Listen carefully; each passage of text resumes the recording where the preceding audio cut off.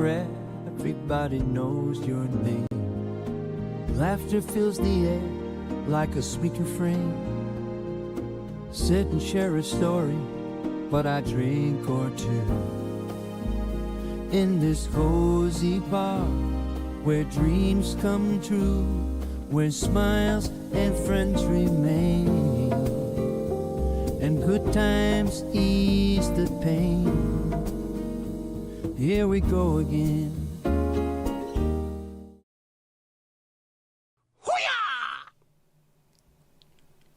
Hello, hello. Can you see me? Can you hear me? Can you let me know? Why, that'd be just swell. Tomash, never felt more like singing the blues when Everton win and Liverpool lose. Oh, Everton, you got me singing the blues. Casper, how you doing? Mandy, bonjour, as they say in Japan. Sam, how are you doing? This is 200. There's no suit on, I'm afraid. My shoulder has fallen off. I'm in too much pain to get dressed up. But I'll lash it on for a random stream coming up soon. As soon as that stops aching. Well, that stops aching. The hats, the famous hats. Are you back from sunny Spain yet? You're doing fine, Sam. Good stuff, man. Good stuff. Glad to hear it, as they say in Japan. They say a lot of things in Japan, don't they? What was I supposed to do? Ah, that was it, yeah. Hang on, where we are.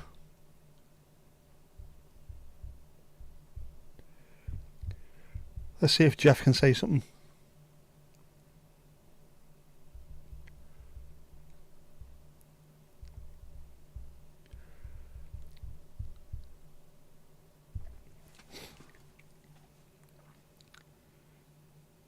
There you go. I think Jeff's actually being nice to me there. He's allowed me one. Normally 200, that's 250 too many.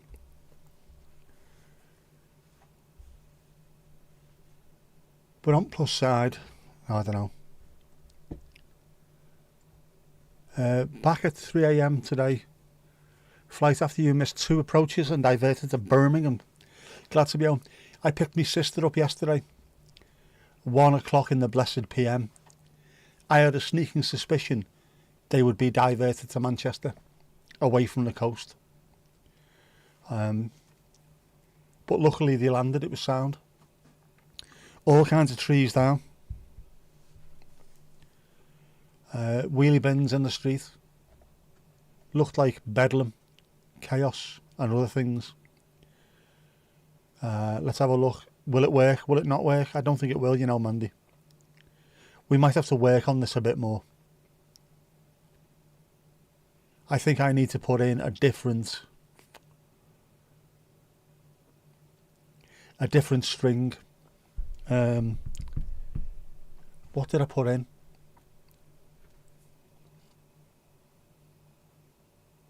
Should there be a gap?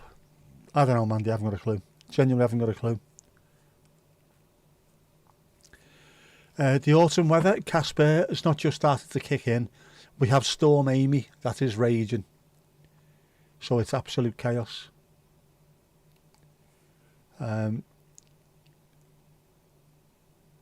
Today, it wasn't as bad as yesterday. But it was still bad going to the match.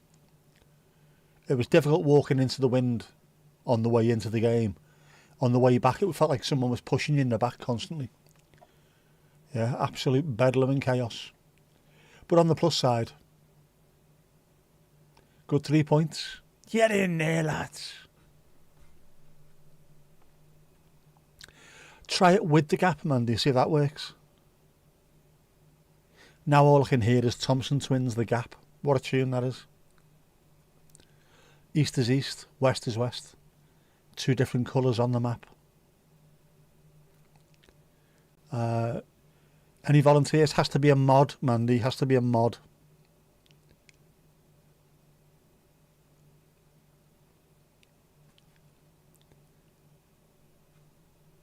I've been storming over there for a good 24 hours as well. To been everywhere, man. How was the match? Gave you tickets to your cousin in advance of holiday.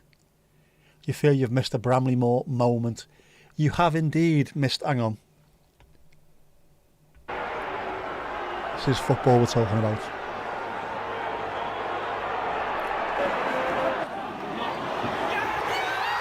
Back to the net. Don't. It did feel like a moment today. It felt like we went 1-0 down and it felt a little bit flat. Second half, they come out and they were far more up for it. The crowd was a bit more up for it. And when the first goal went in, it just felt like this is it now. The Alamo is going to start coming towards the south stand, like it used to towards Goodison, towards the street end of Goodison rather. And we're not going to stop until we score here. And then we carried on going and going and going and going. And the next thing you know, Jed's a millionaire. Bang, straight in there. Jackie Grealish. You'd expect him to hit like 30-yard curlers, don't you, top corner? No. He just got in the way of it and bang, in it went. Fantastic stuff. No, it doesn't seem to be working. I think we'll have to work on that one, Mandy. Let us know what you put into ChatGPT to get the Ujima flip, and I'll try it myself. I'll just copy and paste something in there. We'll have a look. You know what I'm saying? East Anglia is blue. East Anglia is never blue, Steve. Never. Never, ever, ever. Ali, oh, bloody hell. Ali, oh, didn't see you there.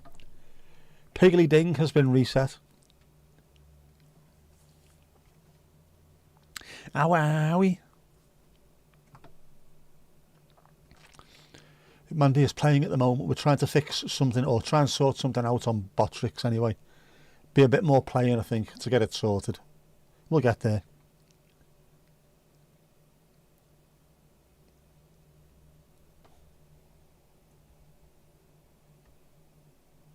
Yep, Steve-O. And our Helen, the Norfolk correspondent, doing remarkable work in the field. And Ruby Roo, the best tennis ball. East Anglia tennis balls are Roo. There you go, that's what it should be. Tomash, how's Mrs. Tom? Can you hear me, Mrs. Tom? And how's Domingos Duarte, el gato más guapo del mundo, eh?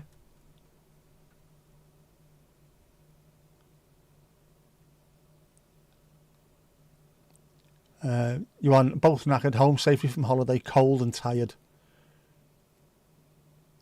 But, I was going to say relaxed. No, you're not. You're knackered, aren't you? Ali, oh, how am I? I am falling apart at the seams. My shoulder is still really sore. Not as bad as it was yesterday, though. That was horrible. Every time I moved, see that? I can do that now. I couldn't do that yesterday without crying. I wasn't really crying. A big boy done it and ran away. Yeah, so sore. My knee's sore as well. In fact, my whole left-hand side was sore yesterday. A lot of it still is. But what have I done on my steps? Come on, let's have a look. I think I've done all right on these lately.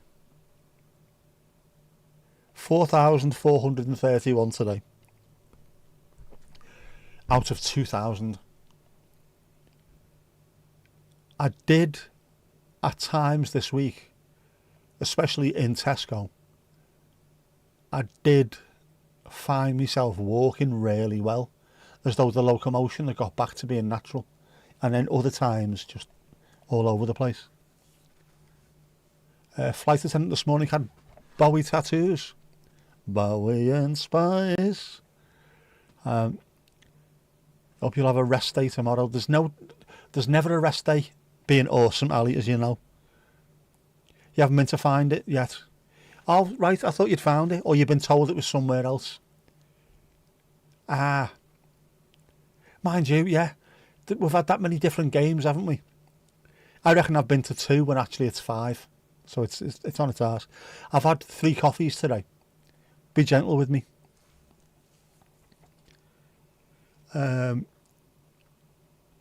Off tomorrow, banking work Tuesday to Friday, 8 till 8. Back in work, yeah. No, you're never off. Awesome never sleeps. There you go. I'm hallucinating again. I'm not surprised. I am genuinely. I haven't done today's postcard, today's game. Those are going quite well, you know. I like them. They're quite well. Hopefully it'll look all right, but it was very, very wind today. Very, very wind. Oh, what have we got? Come on, what have we got? Rock Shandy. Go on, go ahead. Alcohol-free Rock Shandy. You can throw something in there if you want. You can throw a vodka in there if you want. Or a Campari.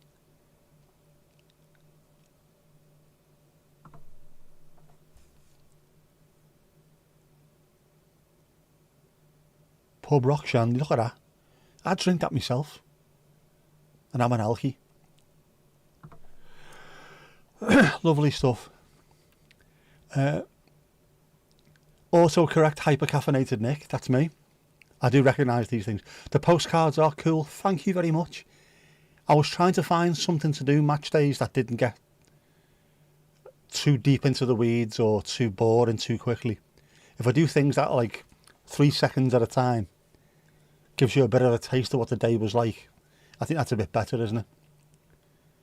I need to make some sort of match things in the middle where it goes from pre-match to post-match.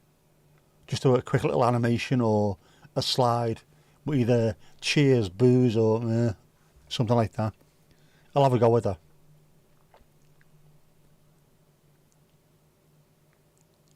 I have a brighter light. No, the sun shines on the righteous because Everton won. It's just that, I don't know, is it pointing directly at me tonight?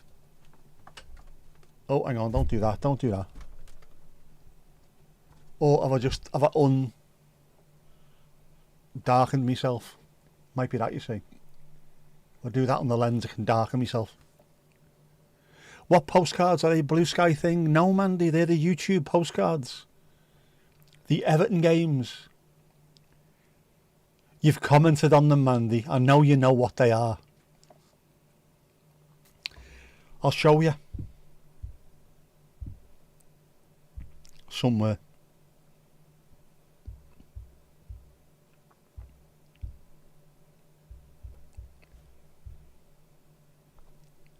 Oh, don't do that, don't do that, don't do that. Where are they? Come on, where are you? These things.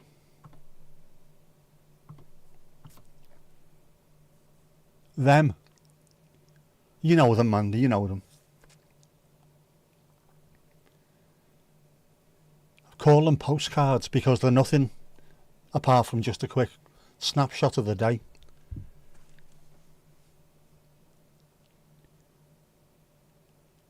Campari and soda. Trying to drink a dessert. Or desert. Oh, desert, sorry, yeah.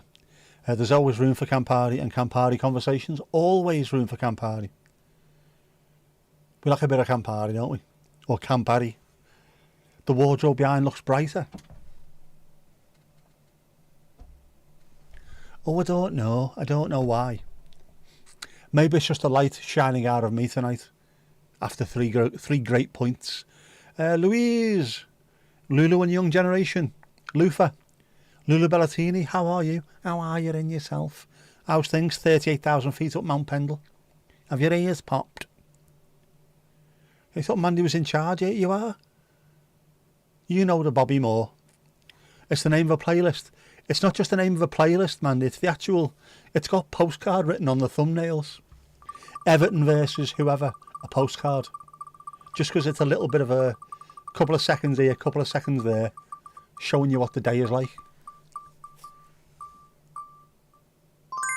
Tea, a nice bucket of tea. Where's the bucket of tea? Come on. Come on, get off this. Oh, you know, I can do this, can't I? A nice bucket of tea. There you go. I wouldn't mind a bucket of tea.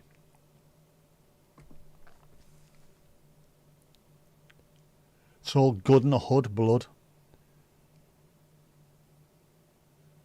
The hand's looking a bit rough, Steve. Oh, hello.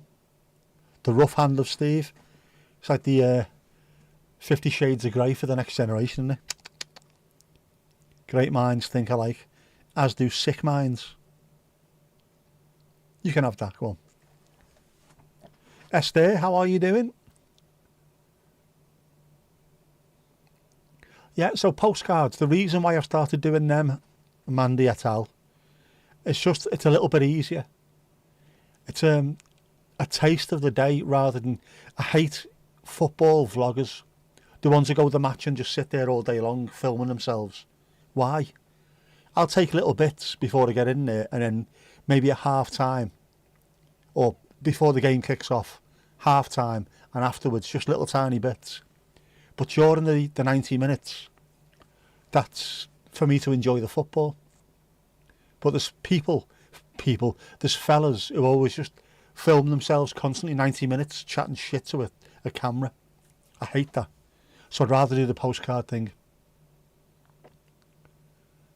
But I've got to start looking at other things to get involved into the postcards, haven't I? They can't all look the same. We've had... What did we have? We had the Belfast ferry. Was that going out last time? I missed it going out today, I think. I don't know, I can't remember. I definitely saw the Isle of Man one coming in. That, by the way, I mentioned this on the live earlier, didn't I? But it's a rough day today. A rough day on the River Mersey. The Belfast ferry going out is huge. It's like proper ferry sized. And I thought, but that'll be a bit rough going across. And then about 2 minutes later, the Isle of Man ferry came in, looking like something that should be in someone's bathtub. Looks tiny, little tiny thing coming past. And then the Seacombe ferry came across afterwards, looking like another toy. I wouldn't like to be on the water with them. The Irish Sea's horrible at times, man. You know what I'm saying? Esther, did you have a good birthday? You survived.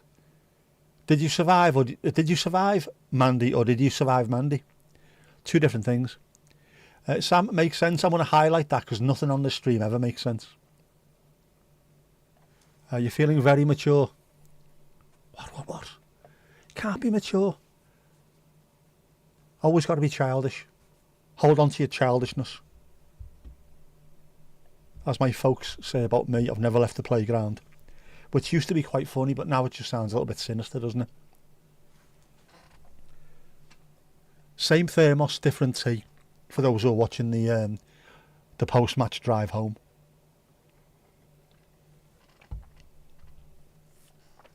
Maybe next time. Maybe. Depending on what it's like. I will stay. Should I stay or should I go now? I'll stay at the stadium and I'll have a cup of coffee afterwards and we'll do a... Oh, it looks like it might just... We'll click on something else to see if that works. Yeah, I might stay in the stadium next time and then go and have a coffee and just see if I can look out over the water. That's going to look amazing during the winter when all the games finish early. When all the games finish and it's dark early. That's going to look amazing. Absolutely amazing. But I wanted to quickly get out the place. And I didn't need to really, did I? When I got to my car, there was very few people around. Considering very few people around, especially in that street. And then it wasn't too long getting home for a change. Oh, still Mork and Mindy outside though. Commas are definitely a thing. And there's a difference between go and help your Uncle Jack off a horse and go and help your Uncle Jack off a horse. You know what I mean? One of the great things about having most of your working life at university is it kept you young at heart. Isn't it lovely as well? We should be like that. If you start feeling old, or start acting old, rather, you'll start feeling old. You'll start thinking you're old. That's why if you ever watch any of the war documentaries, they come around at several occasions during the year. Battle of Britain, you know, VE Day, VJ Day, all that kind of stuff. They'll interview people that were there, people that were flyers. I mean, there's not many of them left anymore, but people who were flying in the Battle of Britain. But every time they get to someone who was a code breaker, who worked on the Enigma and stuff like that, During the 90s, maybe some of them in the hundreds, they all seem sharp as a tack because they've constantly used the brain. They're constantly moving. Never just stopped and felt sorry for themselves and, oh, look at me in the mirror. I've got snow on the roof. I must be getting old now. Always constantly feeding the brain. It's brilliant. It's absolutely amazing. You know what I'm saying? Still a kid, but a body that's a ruin. Oh, man. I know that feeling, unfortunately. My body's a temple. Unfortunately, it's the bombed out church in top of Bold Street. Don't they kick you out once the game finishes? Mandy, they used to. Now they will kick you out of the seats downstairs. Where I am in the south stand, the bars are open for an hour afterwards. So you can just have a coffee or a beer and then sit and look out, or stand and look out the windows at the ships coming in and going out again. Amazing. Tomasz is no longer in Mallorca. Could work. Seems to be a few tickets knocking about. You try for an upper tier one day and we'll meet overlooking the city. Analyse Moyes' inverted pivot false footballers. We will indeed. We will talk long and hard about Jack Grealish's calf muscles for any of you ladies who are interested. The calves of Jackie Grealish, which I think are similar to the days of Pearly Spencer. I might be wrong. Home sweet home. Yeah, got to keep the brain going. Keep hope going, yeah. The second one is a bit harder lately. There is always hope, Sam. There is always hope. Always. Christine, you've got to put an exclamation mark first. Exclamation mark and then spin, and it will. There you go. There you go. Sound. Words by which to live. Absolutely. Demod me and try. Oh, yeah, you possibly couldn't have warned Tomasz because he's a mod. We are the mods. We are the mods. We are the mods. Is spin broke? I don't think so. It should be. It should also have cooled down, to be honest with you. Why hasn't that worked? Why has that not worked? Tell me why. Tell me why. Did you put up a fight?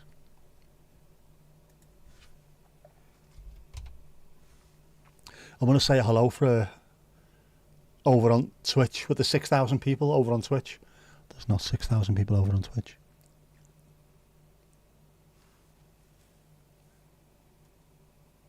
You Evertonians are lucky. It's hard to be an Ajax supporter lately. Esther, you're talking to Evertonians. It's been hard to be an Everton fan all your life, know what I mean? We won't talk Ajax, we won't. Can we talk FC20?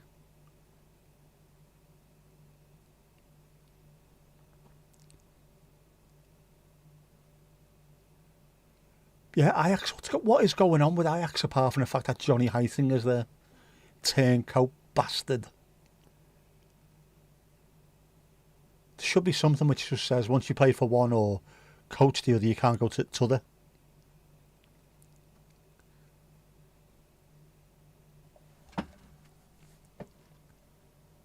It definitely isn't, Jack. A different Barnsley. Barnsley's all over the world.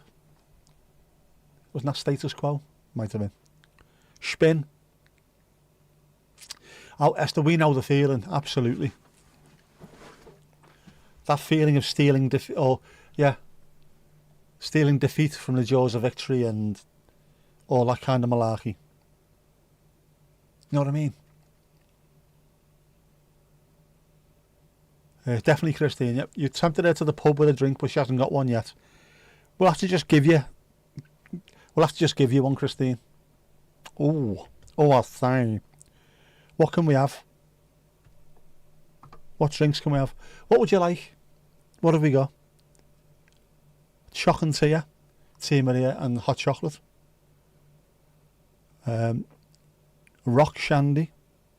Beer, booze. A jinxie jungle. None of this makes any sense to anyone, does it? A chwache. Beer, proper beer.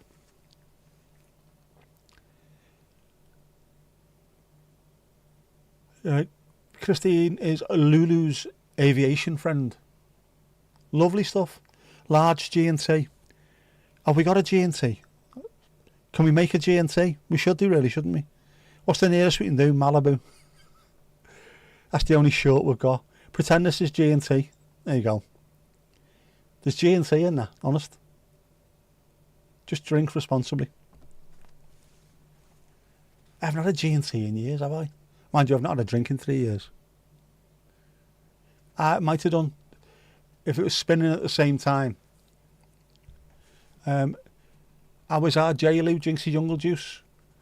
She messaged me the other day, so up and down, I think. Hopefully she'll be back in the full swing of things ASAP Rocky. I told her we missed her, but if we had 2 shots, we wouldn't. Know what I mean?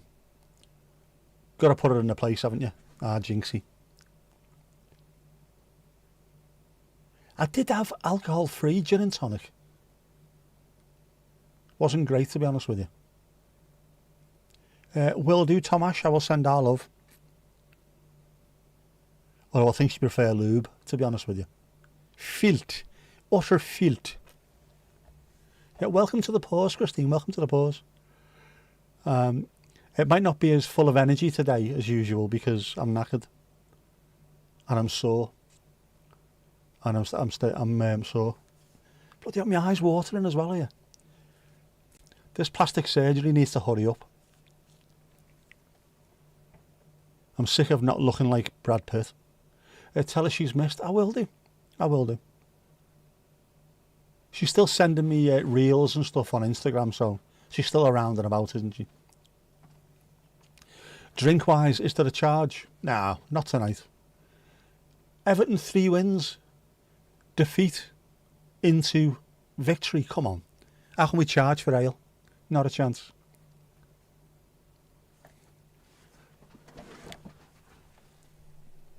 Not even for dolphin-friendly Earl Grey. You can call me Ali. Why am I sore? Well, there's a few reasons. The main one, well, I'm recovering from a stroke, so my entire left-hand side is altered sensation and just, it's knackered, to be honest with you. That shoulder has really been hurting for the last 2 or 3 days, and it won't go away. I've had deep heat rub on it. I can't take any other painkillers apart from ibuprofen. Otherwise, it'll send me Space Cadetty. See, that one's working all right. And also my knees sore. Again on my left-hand side. Boss, isn't it? I've got issues on my left-hand side, which I've had for years. And then it's the same side as my stroke. So it double bubbled. Is that a good thing or a bad thing? Would it have been worse to be shit on my left-hand side and then have the stroke affect the right-hand side? Or just to put it all into one section? Know what I mean? Nearly there. Ali, oh, you are nearly there. Thought it was Jackie's sister's birthday. Might be. She's not been well as well, though, has she? So, might be a bit of both. Know what I mean?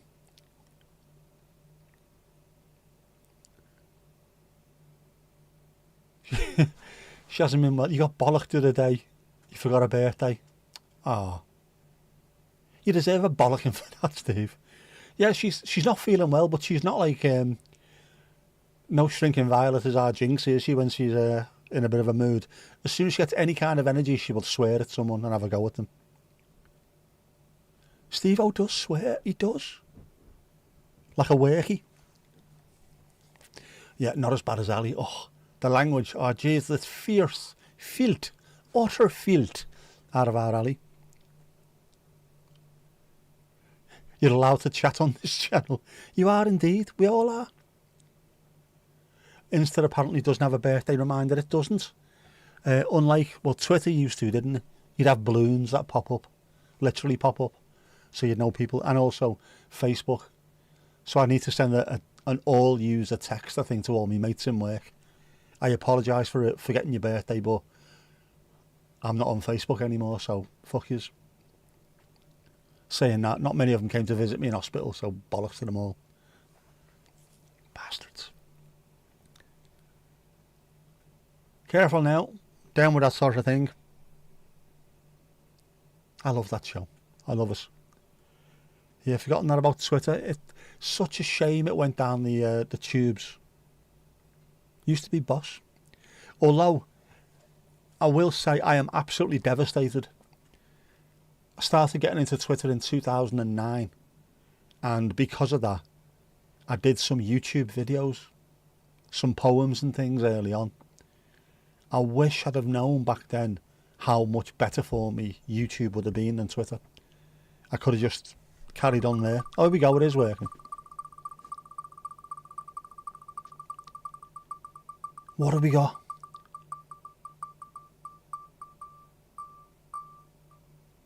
Coffee, oh my god, the coffee is adorable.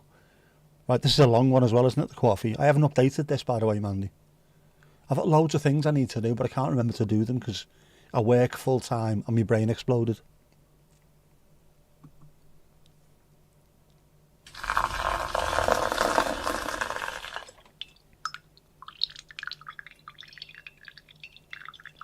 Yes, Botrix 5p for the spin, I think.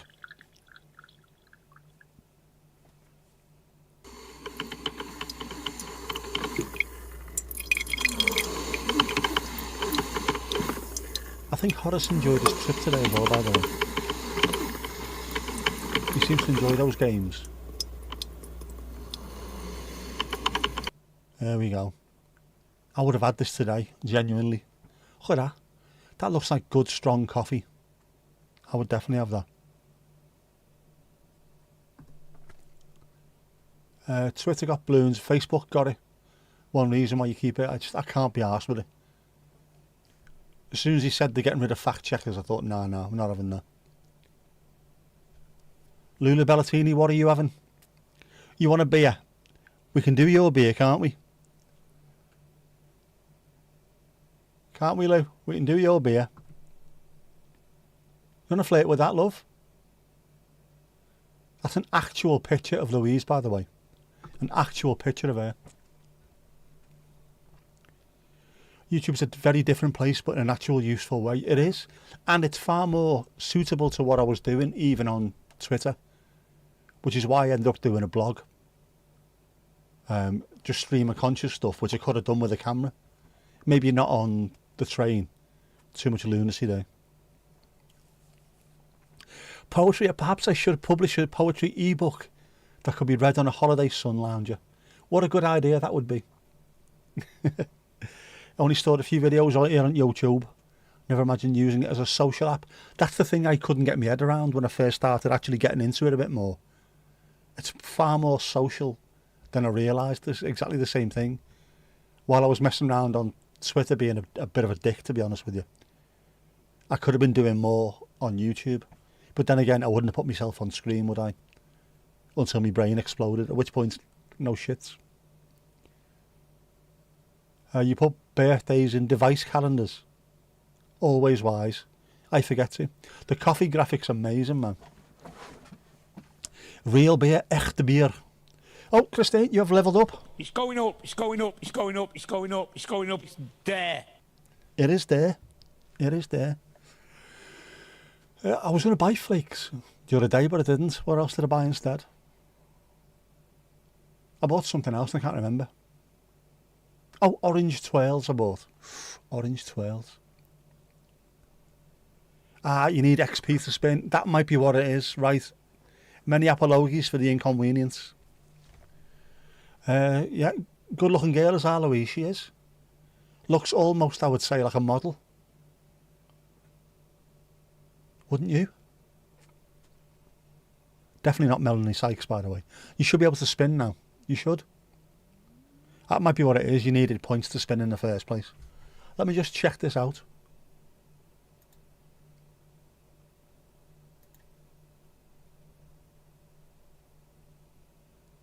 You might be able to. This is, that's come out of alpha as well and gone to beta. Yes, 5 points it costs, so you should be alright now, spinning. Airfix. Isn't that normally followed by ache? Airfix, sake.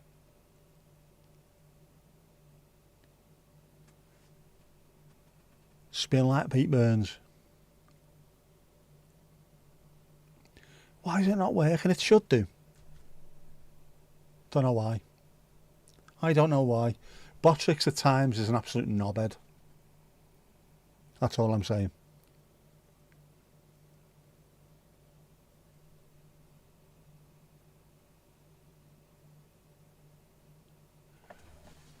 No. You don't look like an Airfix model.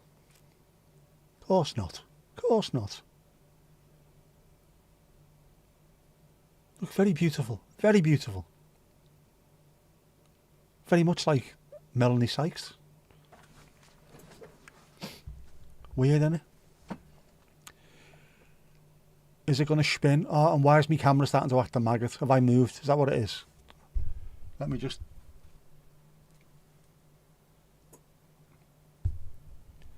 I know what it is. It doesn't think I'm human, does it? With a face like this.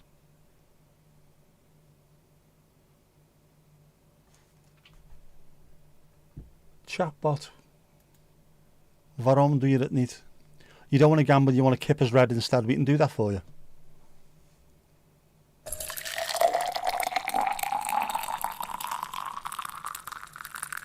Oh, sorry, I should have warned you, shouldn't I, Louise? Kipper's red coming up. Sorry.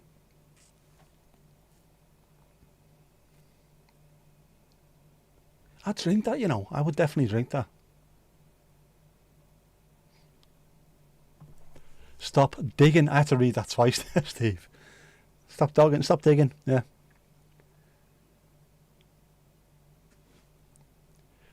This is the only stream you've been on where your phone and desktop have ever been in sync. Must be some kind of magic today. What? How's that working? Piggly ding. Piggly ding. Hands up if anyone else wants to go behind the bar.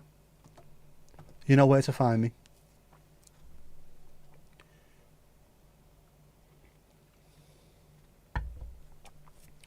Did I write a new command for warn? I did.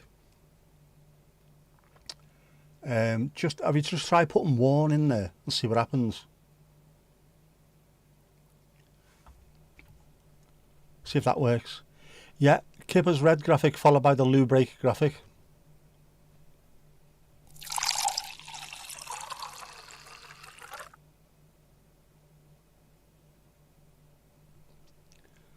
Loo break.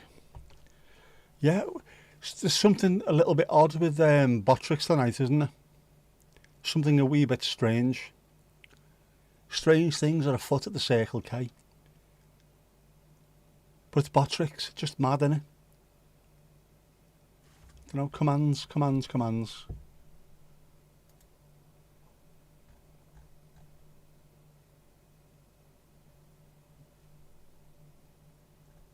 All right, it's not there. It hasn't actually saved. Why, Delilah?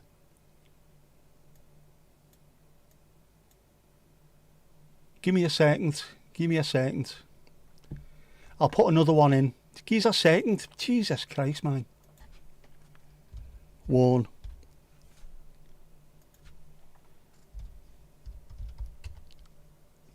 I can't even spell. What's wrong with me?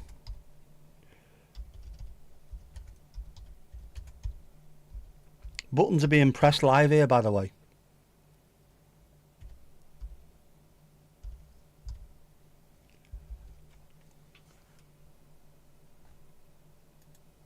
Moderator, confirm.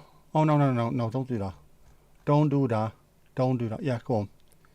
Right, it should be all right now. Try warn now. In fact, you might even be able to try the other one.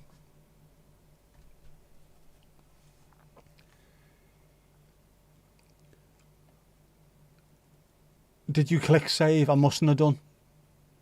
Otherwise it'd be saved, wouldn't it? Yeah, just an experiment for portrait idiots. What do you call me? You can try warn. Also try warn at user and see if that works. Go ahead, man. You can do it. I believe in you. I fucking hate those films. No offence to any Americans in the chat, by the way. Those American films where there's always someone with... It's normally a BMX involved, isn't it? And then someone who's a little bit older with curly hair says to the kid, I believe in you, and does that. What the fuck's that about? Warn Thomas. It doesn't look like you warned him. Can you warn him? Does it need to have a gap in between? Try the gap in between more. Oh, user has been warned. Please follow the chat rules. There you go.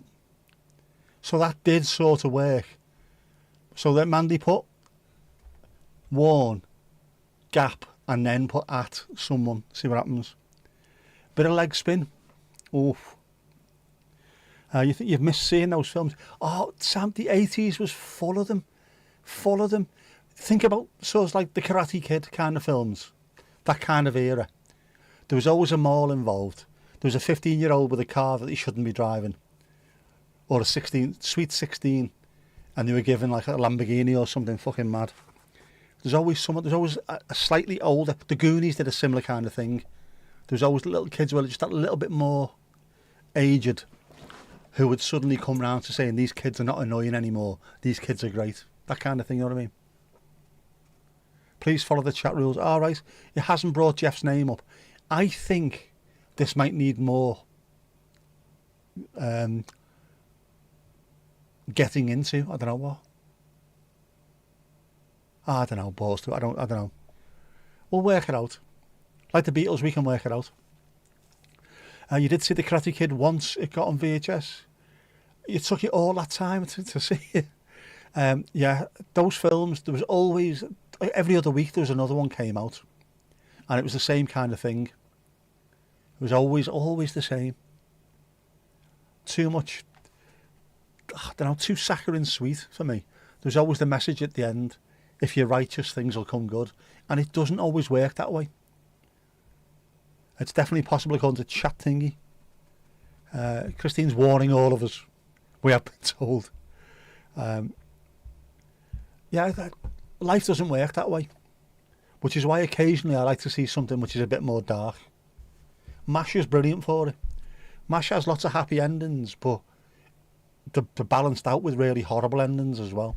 Because it has to be done that way. You're talking about war, things are shit, aren't they?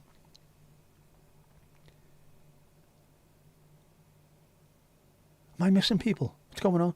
Rented at the independent pre-Blockbuster video store, the way they should be. Did you used to get fined for not rewinding?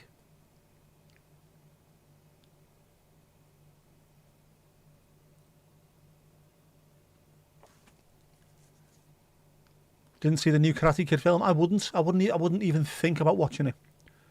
I saw Ralph Macchio the other day on some kind of interview, or might have been like The Guardian or something. Doesn't look like Ralph Macchio. Doesn't even look like him. He used to look like Gary Lineker. Doesn't anymore. Know what I mean? You actually sat down and cried when you heard about Warney. It's horrible, wasn't it? I mean, to be fair, the way he lived his life, Shane Warne. Hang on, it's cricket this, by the way, isn't it? He was lucky to make the age that he did, given what he used to do. But what an absolute genius of a player he was. Absolutely incredible. Top fella as well. Always helping people out. Even the opposition during a game. Have you tried doing this? Have you tried doing that? Madman. You had a rewinding machine at home, never got fined. People used to all the time, didn't they? Because when our first one, the first video there was a Ferguson Video Star, and when you pressed eject, the entire house shook. Whoa. Not having that. You refuse to watch some remakes. The remakes are shit, aren't they? That's the problem. Awful. Definitely won't be watching Highlander. You can't watch Highlander unless there's a Frenchman trying to do a Scottish accent by speaking French, and a Scotsman trying to do a Spanish accent by just being Scots. Sean Connery should never try an accent anyway. You've seen him in The Untouchables, he was shite. Just be Sean Connery. So you'd have to do the same thing with the remake of Highlander, but they won't, will they? So you don't like the woke remakes? I'm not a fan of the word woke at the best of times, but I know what you mean when it comes to the remakes. They've just made it a little bit. If something is of a time where you can't remake it without changing everything, just don't remake it. Leave it where it was. Sam, you got an earworm? Could be worse than that though, couldn't it? As earworms go, like. Many good story about Shane Warne. A remarkable talent. Absolutely. And the ball of the century was, even to like non-cricket fans, when they see that, they can't work out how the laws of physics have been broken. It's amazing. At least show the original as well. Side by side, man. Blue sky. Blue skies are going to clear up. Put on a happy face. Oh, hello. Somebody is happy to have returned from the cattery. The Harry cattery. Domingos Duarte, el gato más guapo del mundo, eh? Oh, look at him there. That's a sly look at as well, though, isn't it?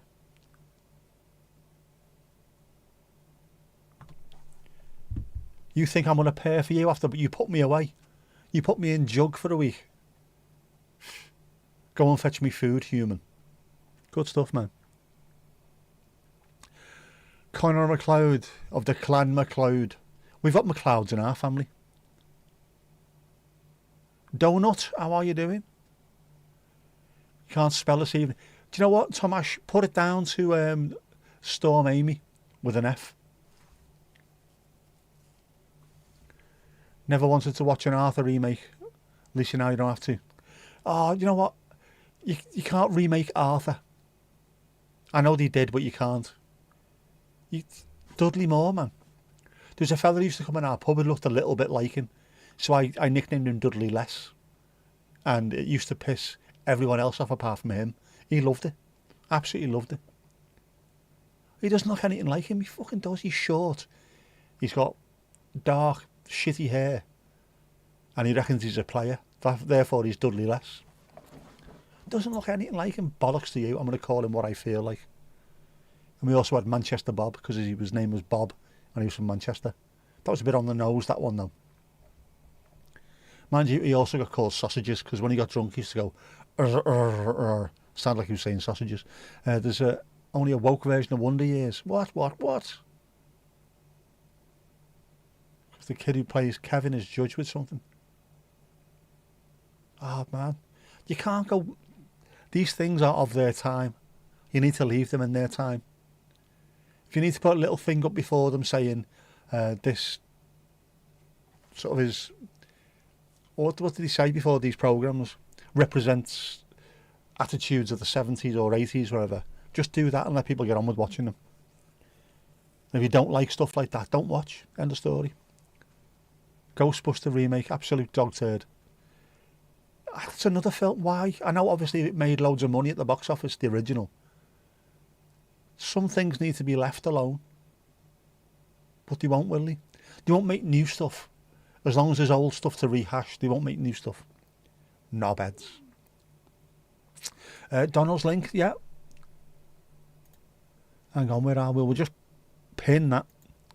We will pin the message on the donkey.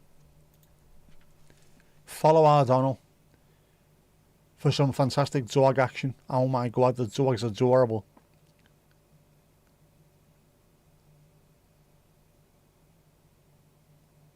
He's short, it'd need more than that.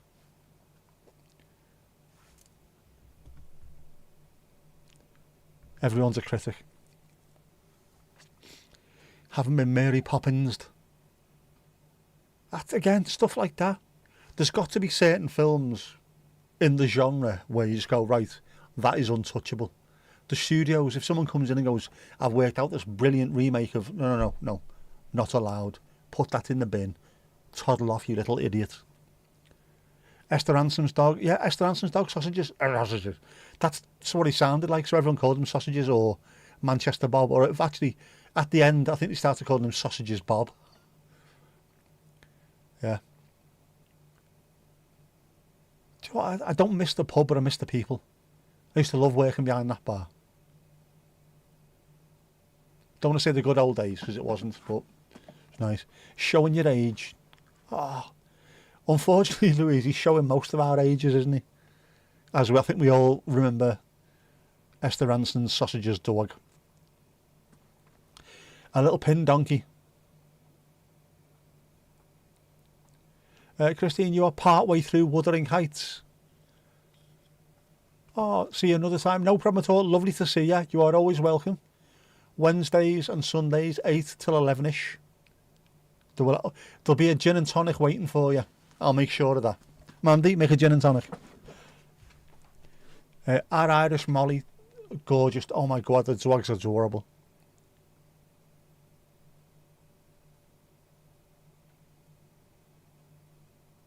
Yeah, look out for the doggers in the car park. Be very careful. And if you see mayonnaise, run a mile. It ain't mayonnaise, bro. Remind you, I will do it unless I forget, Mandy, so you'll have to remind me.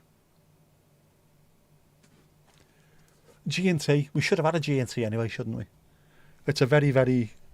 Oh, I love G&T. I used to love it. There's a place in Liverpool on Castle Street called McGuffey's that has about 20 or 30 different gins, loads of different tonics, and each one will have a different bit of flourishing garnishings in there. Some taste better with lemons, some taste better with cucumber. It's absolutely amazing. Isn't Jeff's gin on the optic? Oh, yes. I need to sort that shit out again, don't I? Have we got the optics? Did I put the optics up? I don't think I did I? Oops, my bad, my bad. We have to make a gin on tonic. A gin on tonic. Gin and tonic anyway.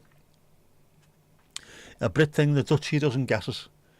It's an old Brit thing, but for us old Brits, we all know. See, now it wouldn't be sausages anymore, it'd be sausages, obviously. I need to show you that dog as well. It was adorable, the dog today. Absolutely gorgeous. Little police dog in training. Must have been a sniffer. Only a little thing. Little curly. Looked like a Scouse John head, it looked like. With a ketwig. Just bouncing around. Looking for someone who's carrying. Very, very Scouse. Where's Casper? I got it. Yeah, he was here earlier, wasn't he? Got a message off him earlier as well. He was talking about the weather in the area. He might have been blown off by Amy. I hope not. That's my sister. Only she doesn't spell it with a Y. Y? No, I. Up to workers.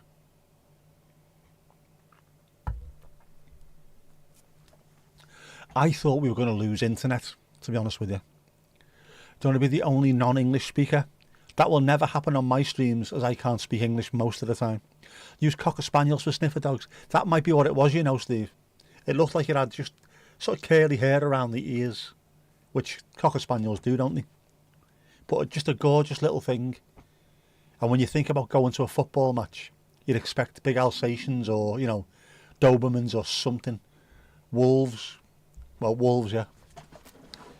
But this gorgeous little thing that was just popping around with its ears flopping around. Do not stroke. And it had to have that written on it because everyone would have tried to stroke the bloody thing. Yeah. Oh, the spousal unit distracted you from the remake combo. All right, glad to have always been with franchises that were on the socially just side and continue to learn and grow as they went. Star Trek was really progressive, wasn't it? There's been a few things like that. Again, mentioning MASH. Considering when MASH came out, that was quite progressive as well in terms of they tackled race, homosexuality within the army and stuff like that. Yeah, Star Trek was really progressive for its time. And you need that, especially with something that was mainstream, rather than just something that was on what we'd have over here on like BBC Two at 10 o'clock on a Tuesday night or something, you know what I mean? But it's nice to see that. Yeah, Esther, your English is definitely better than most of us. Mandy, I've not sent Thermos an email. I wouldn't even know where to start. Apart from hey hot stuff. Will that work? Amy was fun, lost the electric and internet for a while. Do you know what? I thought people would start losing it because it did look horrific, to be honest with you. Did I see the matchday sniffer? I saw the matchday sniffer outside and also heard one in the toilets after the game, who seemed to be very high on life. You have to talk to yourself more. You can get out and record though, can't you? When that happens, get out and record. Once it comes back on, upload. That's the way it works.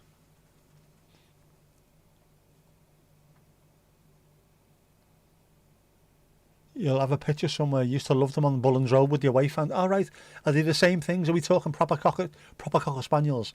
I have got video of it today, by the way. Proper cocker. Voyager: The Search for Coffee. Both Star Trek and Star Wars were anti-fat in intent, they were, weren't they? MASH was fantastic. Did a paper on that in undergrad as well. I remember watching it in the 70s, but I didn't realise just how good and how... Well, it was dealing with the Korean War at the same time it was being shown. The Vietnam War was going on, so it was just pretty much an allegory, wasn't it, for what was going on there. I couldn't believe how brave they were in making some of the stuff that was on there, and how many people, how many stars came through it. Just off the top of my head, people like Patrick Swayze, Ron Howard, Lawrence Fishburne, the dude off Chips, the blonde one, can't remember his name now. Not Eric Estrada, the other dude. Just all these people that went through there, just mad, appearing from nowhere. Shelley Long was in there as well, wasn't she? Dear Thermos, how are you doing? How are you in yourself? I'd have to speak to you about that later, Mandy. I don't know where to start with them. Hello, I'm a melty-faced fuckwit. Will you give me free stuff? Does that work? I don't know. Louise, you are trapped. I know, 38,000 feet up, surrounded by a breeze. More than a breeze up there, isn't it? Like Colonel Abrams in your head. Yeah, that is. I must admit, whenever I read Trapped, it's the same thing I hear in my head now. Is Greg Davis and Rasheen Connerty singing Trapped by Colonel Abrams. If you've not seen Man Down, the sitcom, please, please, please go and watch it. It is absolutely incredible. When you've got Greg Davis and you've got Rick Mail playing his dad, what more can you ask for?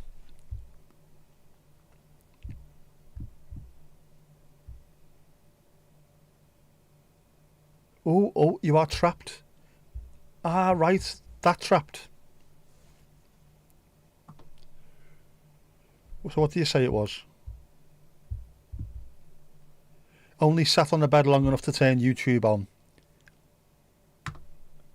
And that happened. Well and truly trapped.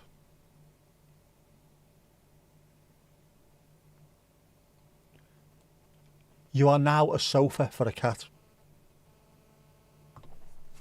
Lovely stuff. More cats, please. We like the cats. Yeah, intended as a stand-in for the disaster of Vietnam.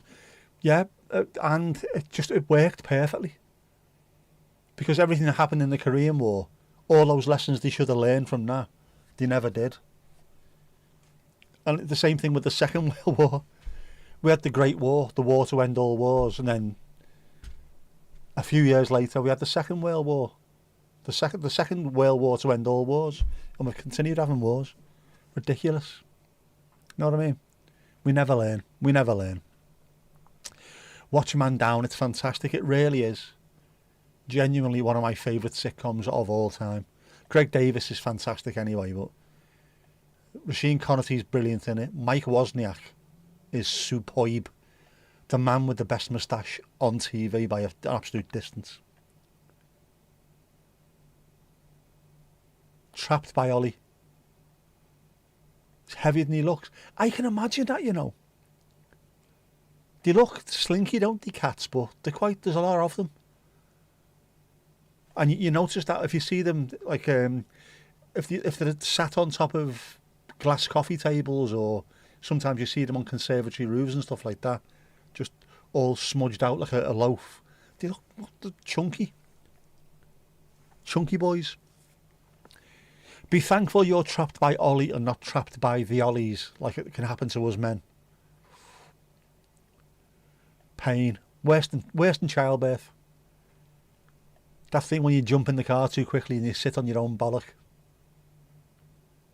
It's definitely connected to the left one's connected to the right cheekbone because you start doing that.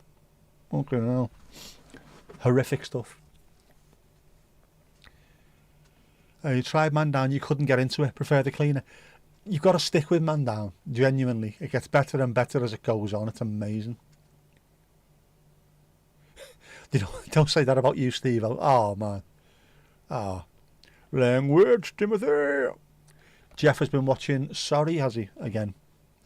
That's another great show, that couldn't be made either. Don't remake Sorry.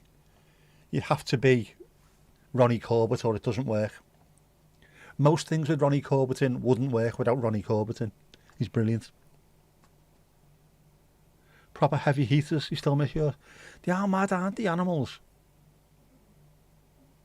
I mean, genuinely. Some that look wiry are absolutely full of muscle and can run all day and can drag you along all day. Other ones that look like there's nothing of them will sit on your knee and that's it. You can't move for 3 days. Yeah, we couldn't have any more animals. There's enough in this house already. It is very rude.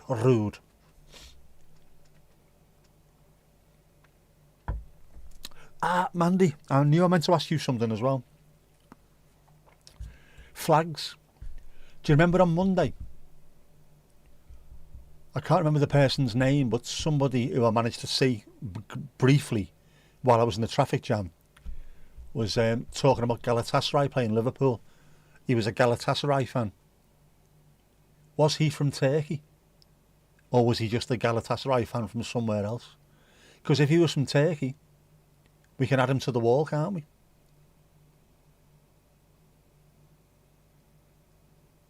Louise, you don't want Steve out sitting on your lap.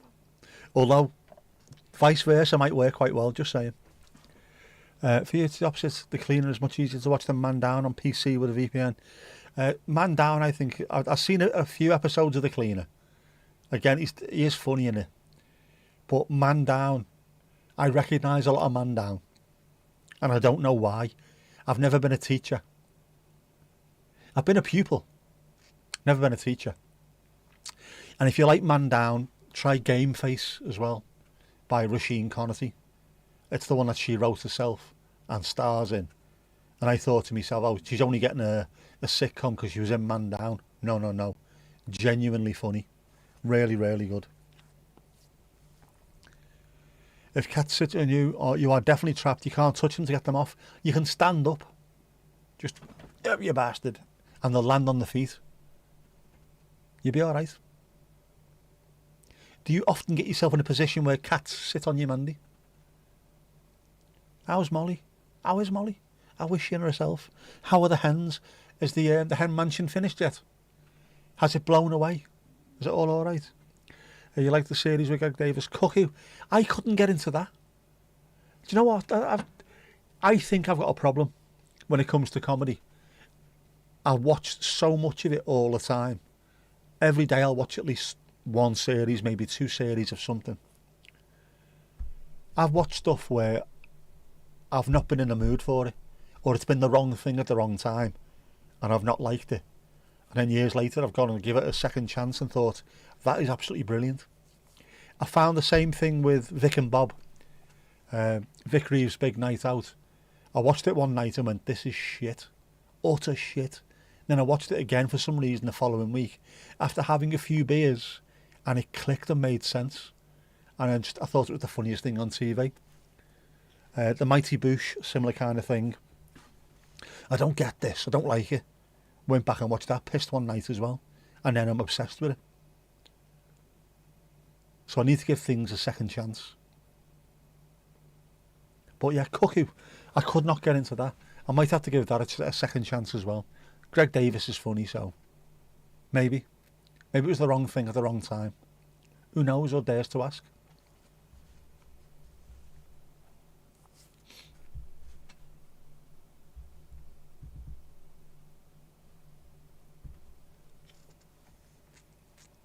There's loads of good stuff though. Loads of stuff. If you like your comedy, your British comedy, Channel 4 is brilliant for it, the app.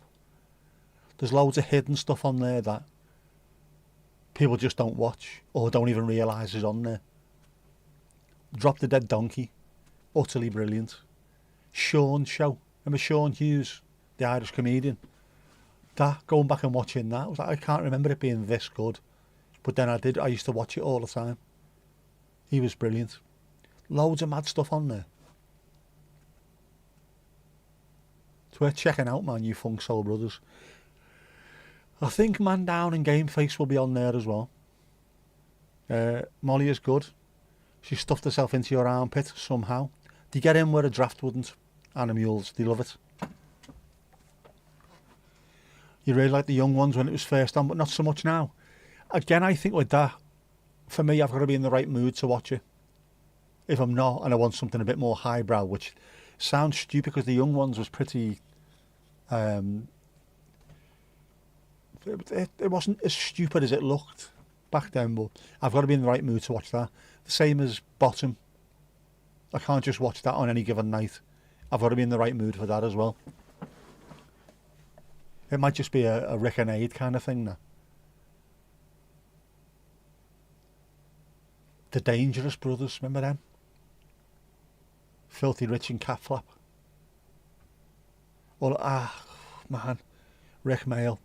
Alan Beresford Bastard in The New Statesman, brilliant. It put you right off Alexei Sale. I thought he was great in that. Always liked him when he went Scouse. Proper full-on Scouse. Just stopped acting and started breaking the fourth wall, talking to the audience. I didn't want to be this, you know.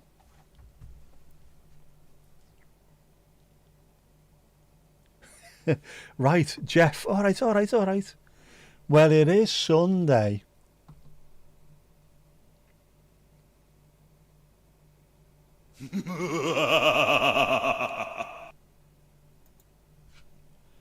Did I remember to do Jeff before I went out today?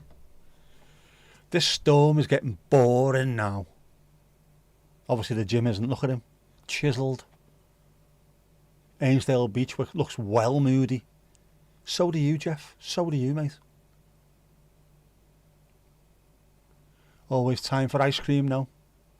He's looking moody there as well. What's up with him? You got an ice cream smile, you soft get.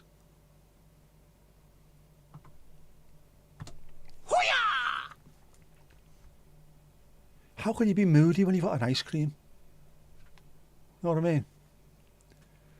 You've got a reminder for New Zealand. Yeah, New Zealand, I've got to do that. Definitely, got to do that. But Turkey, if whoever it was from Turkey, we could add that as well, you see. Lord Flashheart, brilliant. Treat your kite like you treat your woman. Yeah. Was it getting her 3 times a day and take her to heaven? Rick Mail, man, he got me through some dark times in that hospital. Genuinely got me through some dark times. Nick Mail it was, wasn't it, at that point? It's me. When the Mood Hoover Pigeons turned up, he turned up. He was there for me, was Rick Mail. Go on yourself. Definitely first, we need Jeff. We need more of Jeff.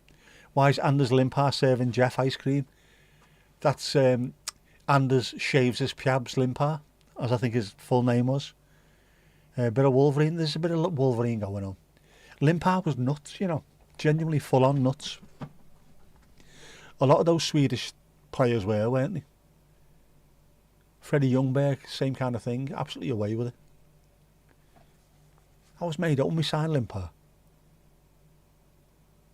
He was a maverick. We don't see too many mavericks these days, although we've got one today, haven't we? With calves carved of granite. Amazing. Grealish. He's moody because he's cold. Should put some clothes on? Maybe not. He's never cold. He's made entirely out of fire. Fire and blackjacks. Yeah, well, we won't put the clothes on him. Because apparently the lovely ladies seem to like Jeff. Jeff is popular. Very popular. Loved Limpar in his Mizuno boots. Mizuno boots. I've never worn Mizuno boots. I had a great pair of Lotto. Really, really nice. Always Adidas off me dad, obviously. Copa Mundial, World Cup 2000s, brilliant. Brilliant boots. And the best ones I ever wore was given to me by the boot room manager at FC20. Size 7, they ordered the wrong boots. No one else in the place could wear them, so he gave them to me. Happened to be the exact right size for me. Kangaroo skin, New Balance. At the time, I think it was Brian Robson was sponsored by them, and they were trying to get other players to wear them, but they got the wrong size, so I inherited a pair of them. Wow. They're like wearing carpet slippers, but you could jump like 9 feet in the back stick. Back of the net, dink dank ding. A bit of Kylian Mbappe on the Gordon Jury there, on the jukebox. Yeah, Limpard was mad. It was him, wasn't it, who scored that goal at Leicester? He scored, and I think was it Vinnie Samway scored. We were 2-0 up. Duncan Ferguson got sent off for elbowing Jimmy Willis. When it showed you later on he was nowhere near him. And then we ended up drawing 2-2. And the car broke down on the M69 just as we got onto it. Cost me mate £400 back in 1996 to get back to Southport. He was absolutely gutted. Good day out there.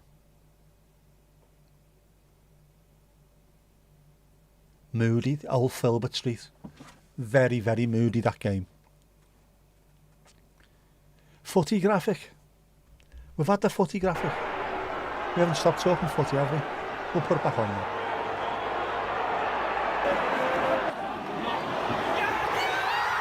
Grealish stick back of the net, get in there.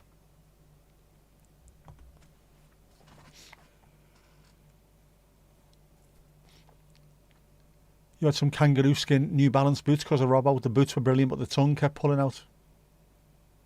They were great, you know. I miss wearing footy boots. I couldn't wear them now because I would fall over. I've still got me indoor footy boots over there somewhere. Not getting rid of them. I'll never play again, but I'm keeping hold of them. I might even at some point put them on the back here so you can see them, because they're glorious. They are glorious boots. They're gorgeous. Yeah, Jackie Grealish, man. I think he's found his spiritual home, you know. There's a lot of similarities between Everton and Aston Villa. So you can sort of see he feels, this is my kind of club. I will do well here. Do you know what he was missing today, though? Do you know what he was missing today? Kiernan Dewsbury Hall. I am refusing to call him KDH, like the fella behind me, who also kept calling Beto. What? People are having a go at Dewsbury Hall. He doesn't do anything, mate. He does absolutely fucking everything. The only one with any kind of football intelligence on the pitch, and you're slagging him off. And you could tell today that he wasn't playing because he wasn't too good today. Jack. He had a go, but he wasn't brilliant. Or not as incisive as normal, because he was missing KDH. You had the rugby boots with steel studs until recently. They got chewed. What? Should have a hat wheel for hat. Oh, don't be doing that. Don't be doing that. Don't be doing hat. No, I can't do that. I've got too many hats. There's only 10 allowed. I'd have to change it for every single time. Then I'd have to have some kind of hat delivery system, wouldn't I? I don't know, a whirly gig or so. I don't know. On it went. No. Aston Villa beat Feyenoord, so you love them anyway. I like Villa. They're a good, proper club even. Villa. Big club. And also one of the last recognisable stadiums. Big stadiums, know what I mean? Proper full on. Oh, you can almost recognise it as an old school football stadium. I like that. Last pair you bought was about 96, 97. Puma Kings moulded. Nine and a half. Fitted like a glove, which is unfortunate. They're supposed to be on your feet. Any other boot you was a size 10 or 11. Puma approached me dad to try and build a boot for him to have his name on it. and they sent him the last, the little bit at the bottom, the plasticky bit with the studs on. He went, that's no good. The back two studs are too close together. They need to be widened. He went, no, we can't do that. We've already made the last for this. So, well, I can't wear them. As soon as you put your foot down, I'm going to break my ankle. Well, no, we're not changing that. Well, fuck off then. And off they fucked. So he stuck with Adidas. I'm glad he did, actually. Yeah, Puma.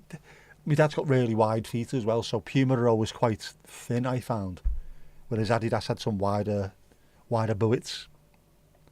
Hat delivery system. If anyone would like to work on a hat delivery system, by all means do so.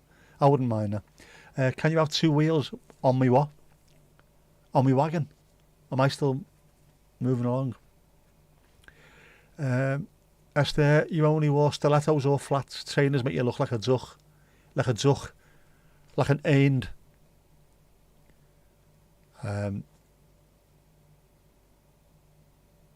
Yeah, well, you couldn't play football in stilettos. Probably in flats you could get away with them. Would it have been a big Billy boot? It could well have been. I mean, after all, well, yeah, he was big. And he is called Billy. He had a beer named after him instead. There you go. Far more in keeping with me dad there. Billy's beer, was it? Or Billy's brew? Billy's brew, I think it was. Like some sort of Rube Goldberg machine. Absolutely. Make it happen, Sam. Make it happen. Make it so. There you go. Did Aston Villa give Burnley their kit, or was it someone else? Oh, good question. Good question. I love stuff like that. I know Notts County gave Juventus their kit, and they've continued to wear the same colours ever since. Villa are a really old team, so it might have been them. I quite like... Do you know what? I've got a theory when it comes to claret and blue. There's certain combinations that work better than others for me. Claret and blue shirts, obviously. White shorts, white socks, that's tier one. Claret shirts, blue sleeves, blue shorts, blue socks. Again, elite tier. What I hate is claret shirts, blue sleeves, white shorts, claret socks. I fucking hate that. I don't know why. I hate it. Despise it, man. But I think I sat down and wrote it down somewhere. I might not have it anymore, but I wrote down every single version of those colours that work. But I do like claret and blue. 2 wheels on bot, drinks and hat. Oh no, I think you can have as many wheels as you want, to be honest. But would it break my brain trying to deal with so many wheels? HDS, yeah. Hat delivery system, or Hill Dickinson Stadium. Could we have a Hill Dickinson Stadium hat delivery system? HDS. Could have been the Hammers. Rube Goldberg machines are called Heath Robinson machines in the UK, you think? Very Heath Robinson. You do love that claret and blue colour scheme. It's very Sunday League for a reason. It doesn't clash with other people's kits too often. And also, you can get it dirty and throw it on a cheap wash and it still looks alright. It's why you don't get Sunday League teams wearing white shorts, white socks combos, do you? Ever. What's your favourite kit ever from any team? Do I have it here?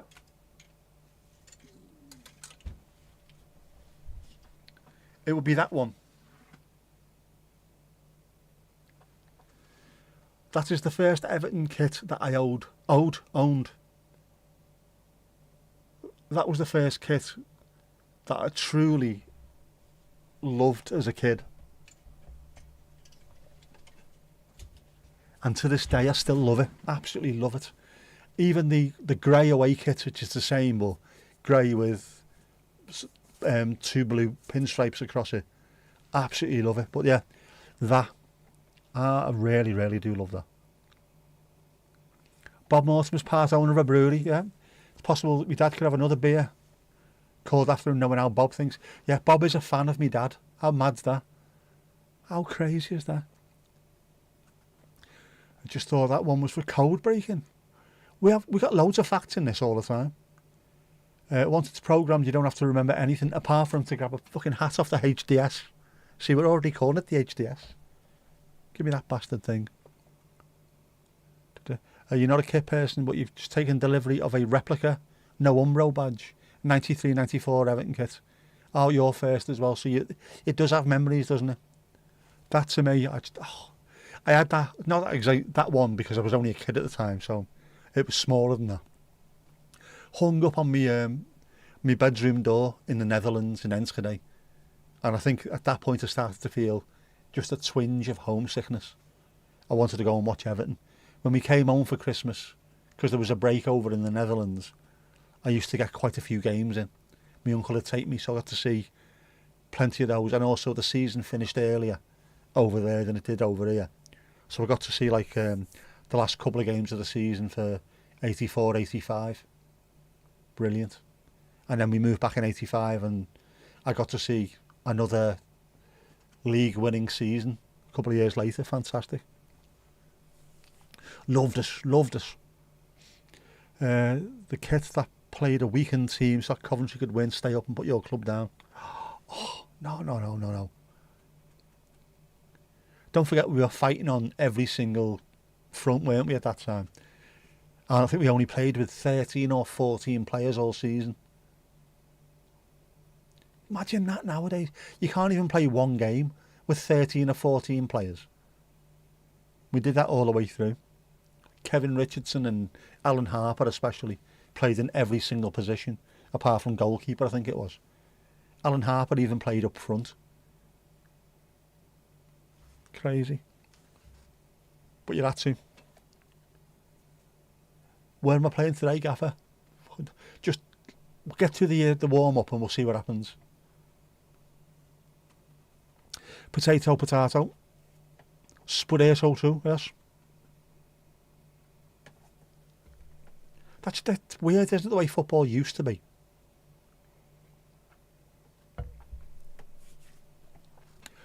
Anybody who watched football during the 70s in the UK, if you remember what the baseball ground derby used to look like, it'd get as far as, I don't know, probably October, November, and it would look like a beach. It was just sand. There was no grass on it whatsoever. Now you look at these teams, Championship, even League One teams, it gets to the likes of January, February, and the pitches still look like a bowling green. It's absolutely amazing. I was thinking about this earlier. Funnily enough, we've had nothing but rain for days, and there was water in the pitch. Before the game, after the game, during the game, half time. Why are they doing that?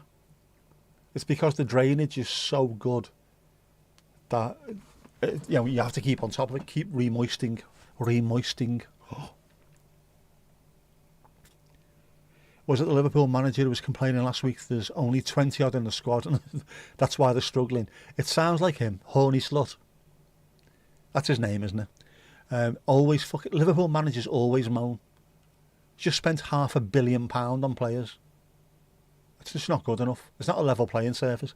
Has anybody got onto the fact as well that Virgil van Dijk is utter fucking dog shit? Despite the fact that every pundit in the world is saying he's the best player to ever play football.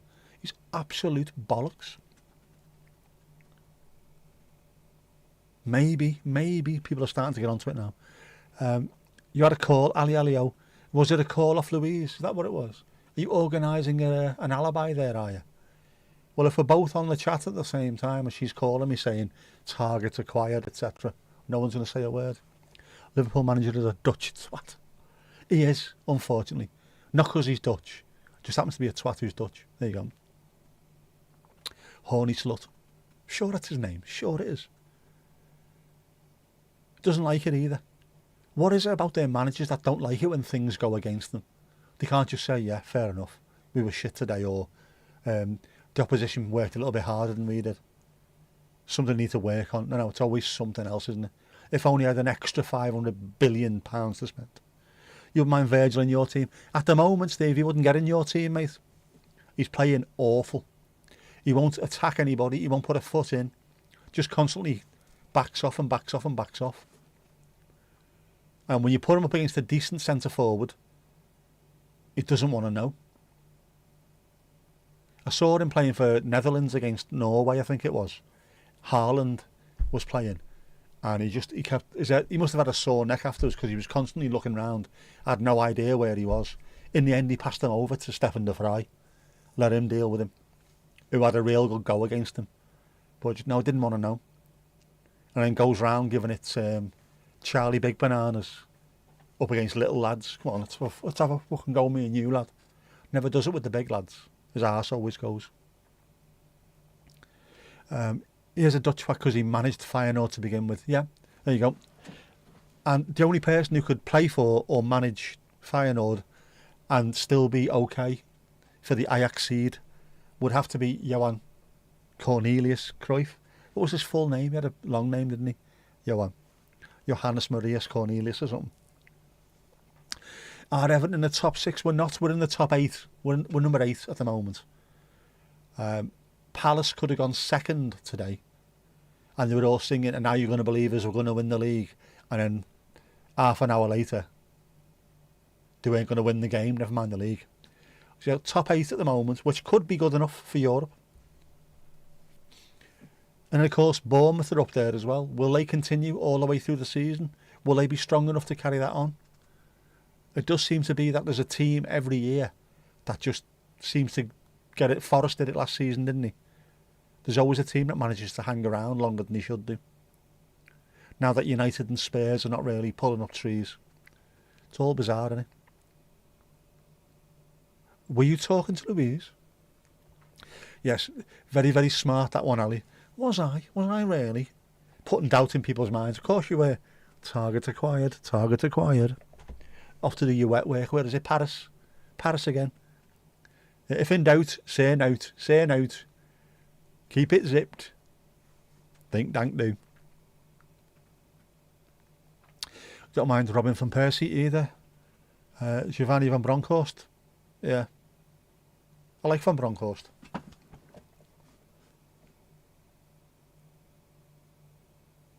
Van Persie, people fucking hate him now, don't they? Arsenal fans hate him because he went to United. These things happen, man. Just appreciate them when you play for your team. Rangers, Van Bronckhorst, wasn't he? They went through a stage of signing a few players, a few Dutch players. They liked it, didn't he? Cough, cough. What? Dennis van Wijk. Van Wijk? Who's that? Dennis van Wijk? Is he related to Hertz van Rendel?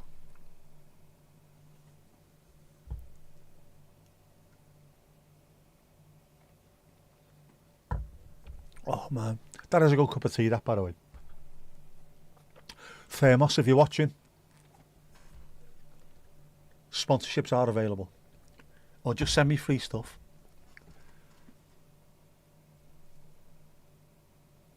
There is something as well, by the way. Mandy, you might mention this to Vic at some point. I'll see if I can send you the link. There's going to be something coming out which is called Open Call. There's a thing on YouTube in the studio called Brand Connect where they will try and get you sponsorship deals with brands, but there's something going to be called Open Call where you can have a look on the app, and then say someone like Pepsi will go out and say, we want channels to do this for us. You can have a look through it, and if you qualify, you can make a piece of content for them, send it to them, and if it works, you will get money for it. And it's a way of getting yourself out there amongst the sharks. I'll send it to Vic, but you need to understand it as well. Rock Shandy, go ahead.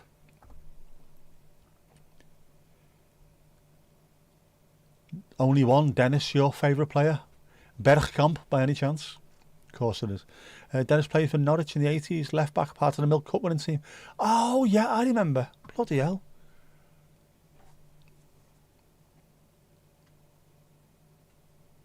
I do, actually. That was on not long ago on TV. was like Match of the 80s or The Big Match Revisited or something like that.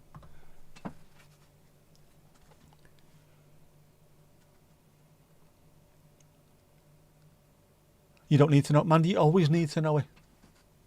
Questions will be asked. Also, you might be able to just push things a little bit. But for those who aren't getting sponsorships handed to them on a plate, apparently it's a way of getting yourself out there, getting noticed by other companies. You might even see the stuff that you sent and think, no, that's not for us at the moment, but we will bear you in mind. Could be worth it. Could be shit. I don't know. I haven't tried it yet. Steve wasn't able to watch English footy back then. I know, isn't it weird? You couldn't watch anything at all, and yet, if you want to watch second division Mexican football, you can now. Just anything you want to watch around the world. There's too much of it now. You are not a creator, you don't need to know. Yes, Mandy, you are definitely not a creator. And Martin afire, trying to make some space. Now then, Martin afire. He's got Alan Tate to beat on the outside. And shoot, he's going to go the full length. That is one sensational try. Definitely not a creator. That, by the way, is for Wigan Warriors who've got through to the Super League Grand Final for a third consecutive season. Hoping to win it for the third consecutive season. Also in the Grand Final for the 14th time, which is a record equalling amount. Only because St Helens, who were in the other semi-final, got beat by Hull KR. So it is a repeat of the last season's Grand Final. Wigan versus Hull KR. But I think this time Rovers are going to be a little bit too strong for Warriors. I hope not, but I think so. And then that's it. Super League season is over, but we do have the Ashes, England versus Australia. One game is going to be at the Hill Dickinson Stadium, the HDS. It's going to be sweet. I'm not going, by the way. You Google it, Dennis van Wijk. You were close but no cigar, yeah. It was 40 years ago. Plus, there was Charlie Wyke, wasn't there? W-Y-K-E. It's close. Ali, oh. Closer and closer and closer. In fact, if you're any closer, we'd have to call you Miroslav. She ain't going to know that, is she? Almost there. You're on the vinegars there, Ali. You're on the vinegars, girl. Oh, man, you're going, where are you? Where are you? Bottrix is definitely playing up tonight, isn't it? Oh. Bet you're miles away. That's not miles away. It's not that far. Okay, it is quite far. Ali, you need to chat. Miroslav closer, absolutely. Keep your Laurie McMenamies close and your Miroslav closer. Bet you're miles away. You're about 30 miles away, Mandy, as the crow flies. Actually, that's bollocks, isn't it? 30 miles away as the crow flies. If the crow flew today, it'd probably be about 60 or 70 miles because it'd be doing that backwards and forwards. I couldn't even see North Wales today as I was driving down. You preferred Stefan? Definitely.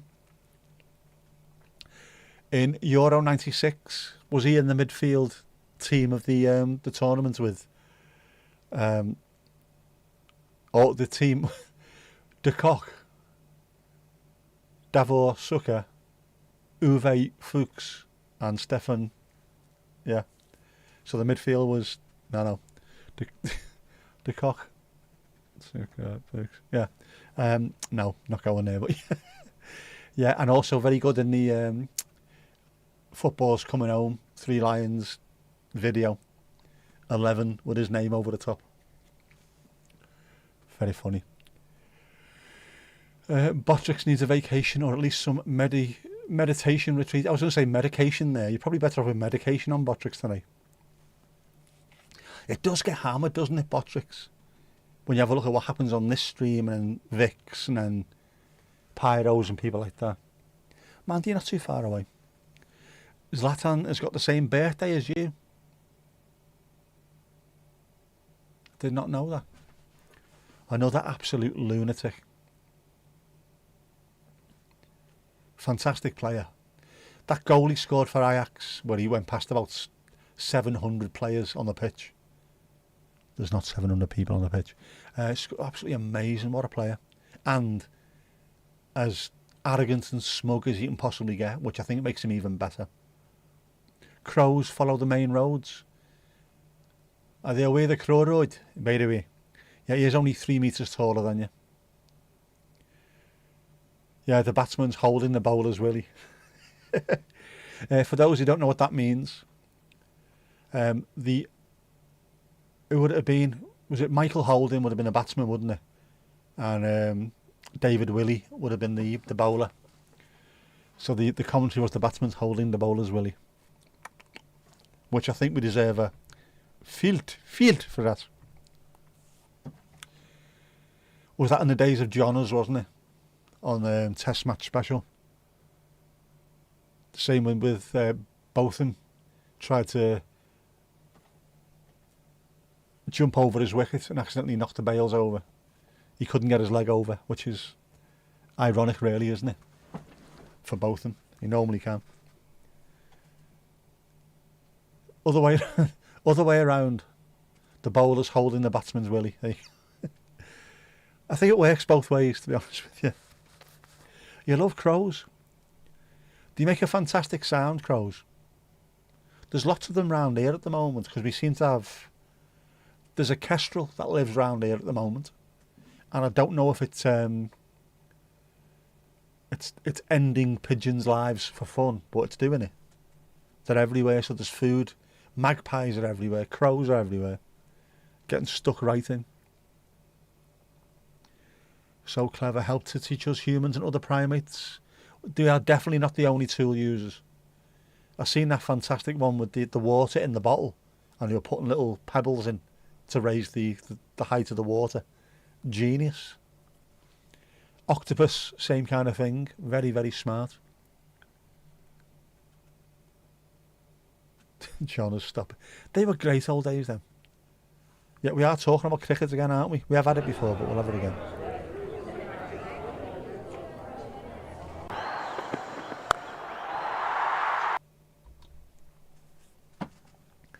Botham's the only Brit you remember. He was larger than life, larger than the game at one point as well, Botham. Even the Australians love him. That's when you know. The same way with Shane Warne. If you play for one side and the opposition fans love you, you know there's something special about you.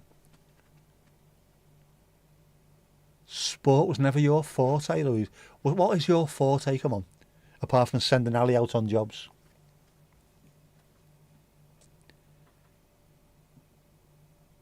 You're holding your own.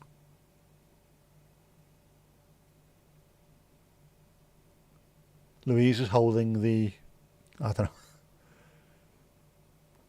It reminds you of the great work Jane Goodall did, not just with primates but in social justice. Absolute legend, Jane Goodall.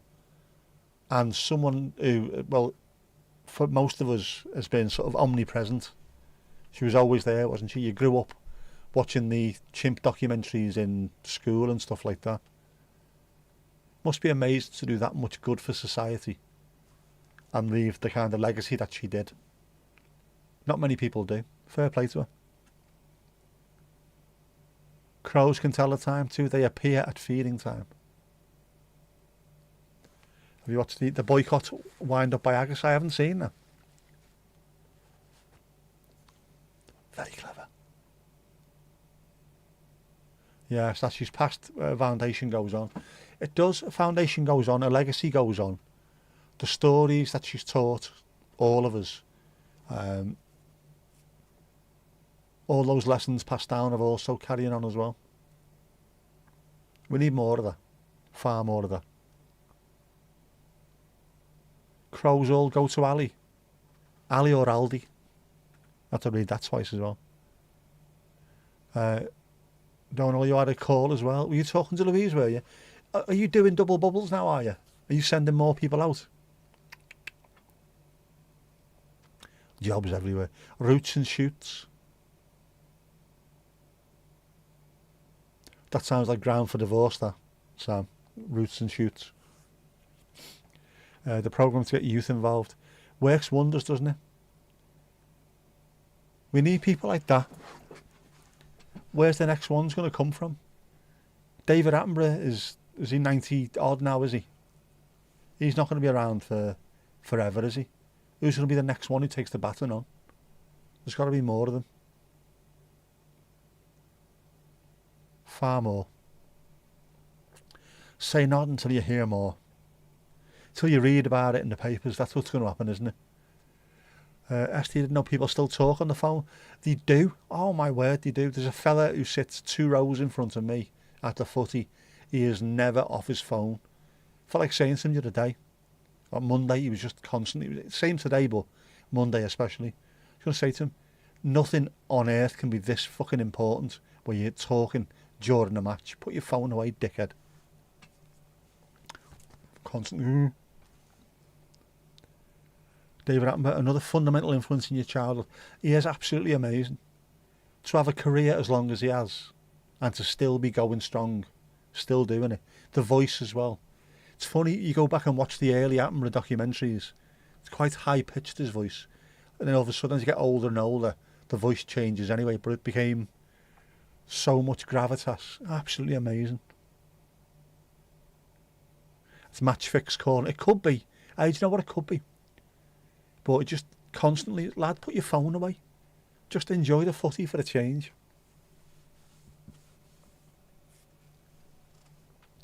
And if it's your bird, tell her to get off your back, lad. Just give me 90 minutes. That's it. I'll talk to you during half time.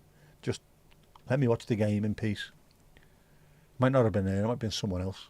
Could have been his bookie, couldn't it, like you say? Both of them such big voices, that'll be hard to replace, definitely. Especially in places determined to reject science. Again, I don't get that either, rejecting science. I know it's because money, obviously. But when you can prove something, literally sit down with someone and prove it to them. No, it doesn't exist. What an idiot. Can't stand being on the phone more than 10 minutes. Some people, you know, won't F off for over an hour. Oh, absolutely. Absolutely. Yeah, I must admit, I'm quite harsh with my daughter when it comes to stuff like that. I will just say to her, you're boring me now. Go away and put the phone down on her. But she knows is a piss take. It just means I've got something else to do. So she does it to me as well. And I don't get annoyed with it because it's just, I've got something else I need to do. So rather than go through the all, like 5 minutes of saying, okay, all right, I'll speak to you later. Okay, okay. Oh, by the way, have you done that? Yeah, all right, I'll speak to you later. And all that stuff. No, you're boring me now. Done. End of story. Much better. Ali, you don't mind talking on the phone? That's because you get all your jobs on the phone. All your wet work that you need to go and do. That sneaky work that Louise sorts you out. Doing a report of the match by phone. You can't be doing that. These are matches that are live on TV as well. Just put your phone away and enjoy it. Especially things like today. We've won today. 1-0 down. And a 1-2-1. Just enjoy it, man. Yeah, because the Irish like to say bye. But can they say bye? Or is it, again, a 10-minute bye-bye, bye-bye? Bye-bye, bye-bye, bye-bye. Oh, by the way. No, by the way. Say bye, bye. Yeah, 3 million times, just over and over and over.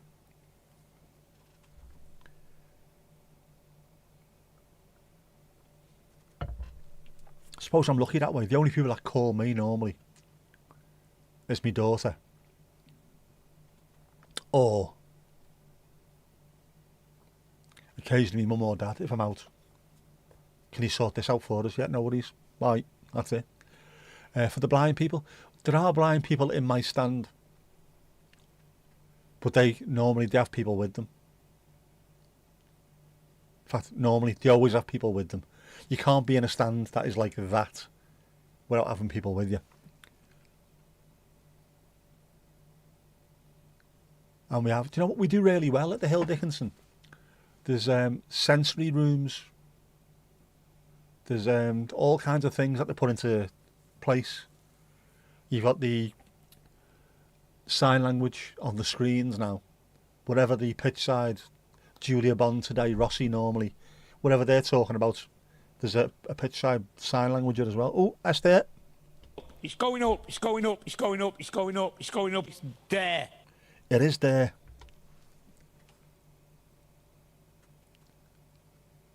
They say bye and I start talking again. Oh yeah, it's never fucking ending, is it? You thought I worked on the phone for a living, Louise? No, I have to deal with the phone for a living. I don't work on them. I used to work in a call centre years and years ago when I first started working for the corporation I work for now. But then we started doing complaints and compliance and stuff like that. So I will occasionally get a phone call coming through. I had 2 this week. 2 coming in, 2 going out. And now I'm deleting. Now I'm dealing with that particular trader, which is going to be nice, because they're nice. And I'm hoping I'm going to sort their stuff out for them pretty much this week, Monday. Jean-Jers crossed. We get very, very few calls coming through though, to be honest with you. Normally it's progress chasing. And at the moment, the cases are getting done so quickly, they're not really progress chasing too much.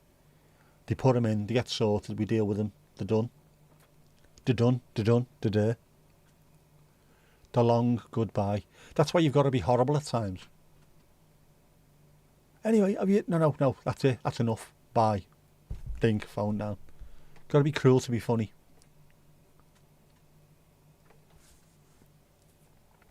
$28, man, that's a decent level, isn't it? Who else is up there? We'll have a look on Chatter Spotters under loyalty.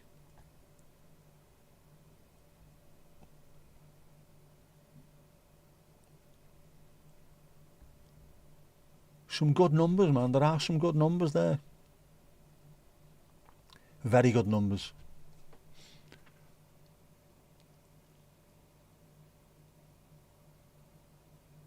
All right. Yeah. Well, it is Sunday. But Kipper's Vindaloo can't be good for you.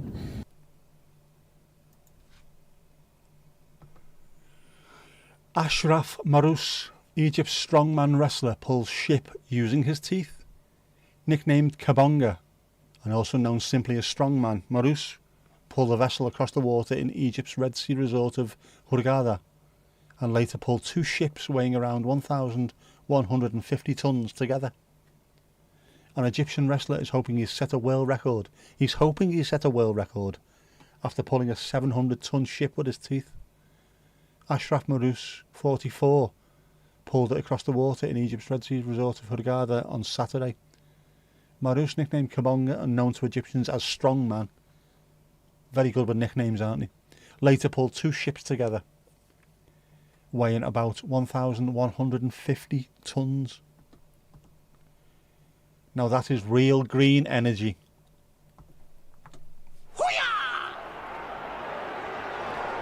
He's 100% right there. Hang on, what's he doing? What are you doing? Piss off, Kippers. He's right there, isn't it? That's proper green energy, that. Why bother? Why bother with diesel engines when you can get someone just to stand at the end there and pull it with their bastard teeth?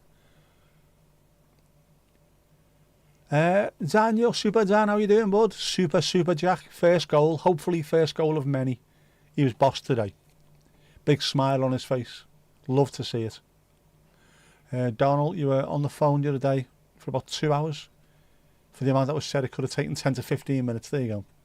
Took over 2 hours, just hung up eventually. Yeah, I've had those conversations which normally end with, this could have been an email. Phone down. Good fight's great. Yeah, once the ships get some motion, it'll be easy, but you got to get them going. There used to be a chat board, an Everton chat board, and I'm going to have to find it for you. Someone who lied, some fellow was saying there's a fella he worked with who just constantly lied to the point where they were hilarious lies, but he genuinely thought them. He said he was it Southampton Harbour or something, leant against the ship and accidentally pushed it out the way. Because, you know, that's fucking strong. How can you accidentally lean on a ship and push it out the way of the harbour? Clive from HR, that's the one, Tomash. Clive from HR. Some of the lies are just so funny. The same as the Brass Lodger. Ever seen the Brass Lodger video on YouTube? That was another one that came from the nerd board, wasn't it? Fucking ridiculous, man. Every female in your family are black belts at the long goodbye. Don't mess with them. Semi-green. If you can't calculate how much red meat he may have consumed, the carbon footprint goes back up some. Yeah, he doesn't look as though he likes a bit of tofu, does he? But, you know, Kippers is being nice. They've been on Blue Sky recently. Apex Predator. Absolutely amazing. Amazing. The Clive from HR.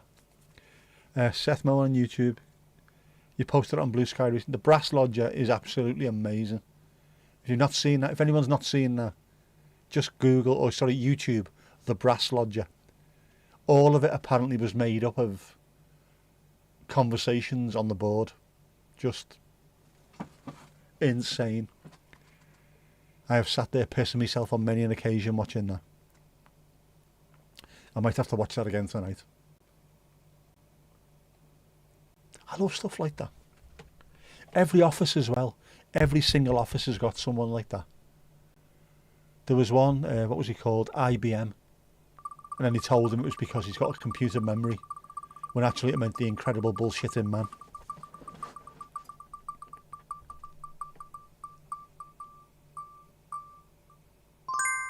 Chock and tea. Go on. Bit of chock and tea. We like a chock and tea. YouTube. What is happening to you this evening? It's jet lag is what you've got. Full of jet lag.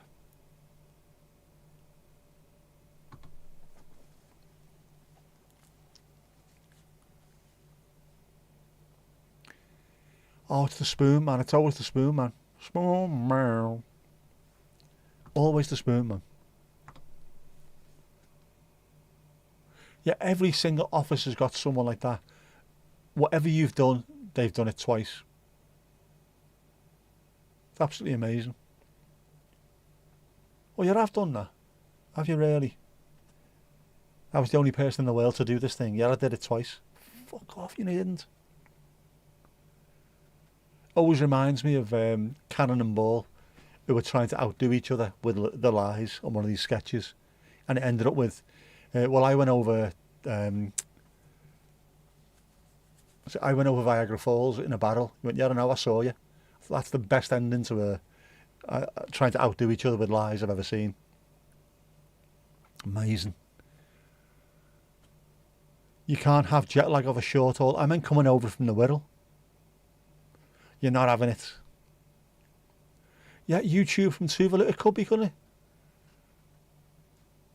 Tuvalu YouTube. YouTube. Or YouTuber. I suppose it could be Nordic YouTube.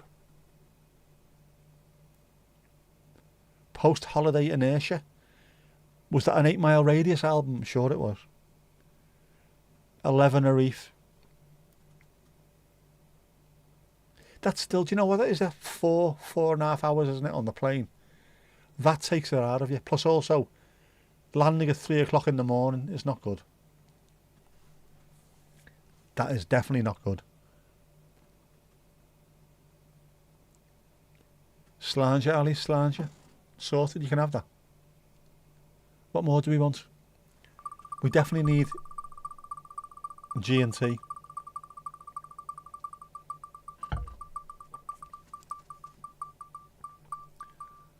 Oh, beer. That's beer. Took long enough for you to get it. It did. It hasn't come round for ages. There's loads on there that haven't come up. It's ridiculous. Right, we'll have a beer. We'll have a beer-oni.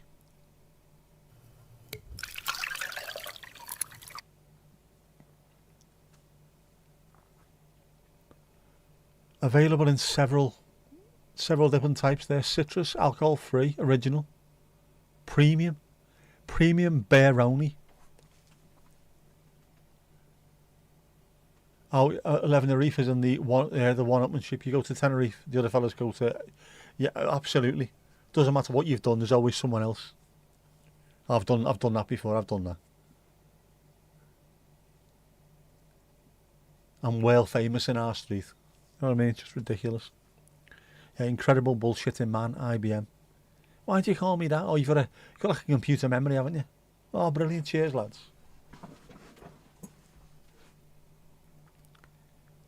It's your immune system trying to fight off all the germs in the 4 hours of recycled air. Speaks our ray of sunshine there on top of Mount Pendle. Just say it straight, Louise. You're coming down with COVID. Poor people COVID. It isn't good, is it? Recycled air. You know what I mean?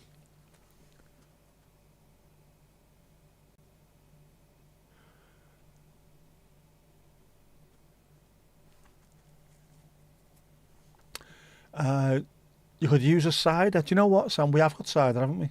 Finished your last real one here. Not got back to the shop yet for more. You can have a cider. Here we go.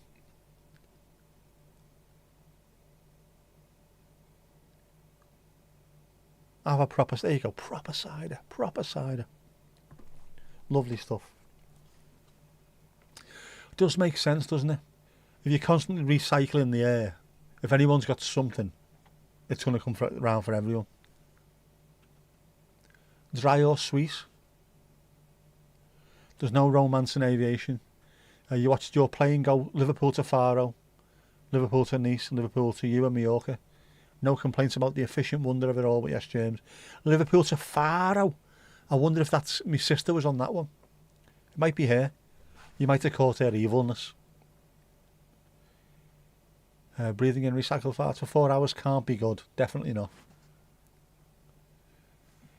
Proper cider indeed it is. It's got a bear on the side. What more do you need?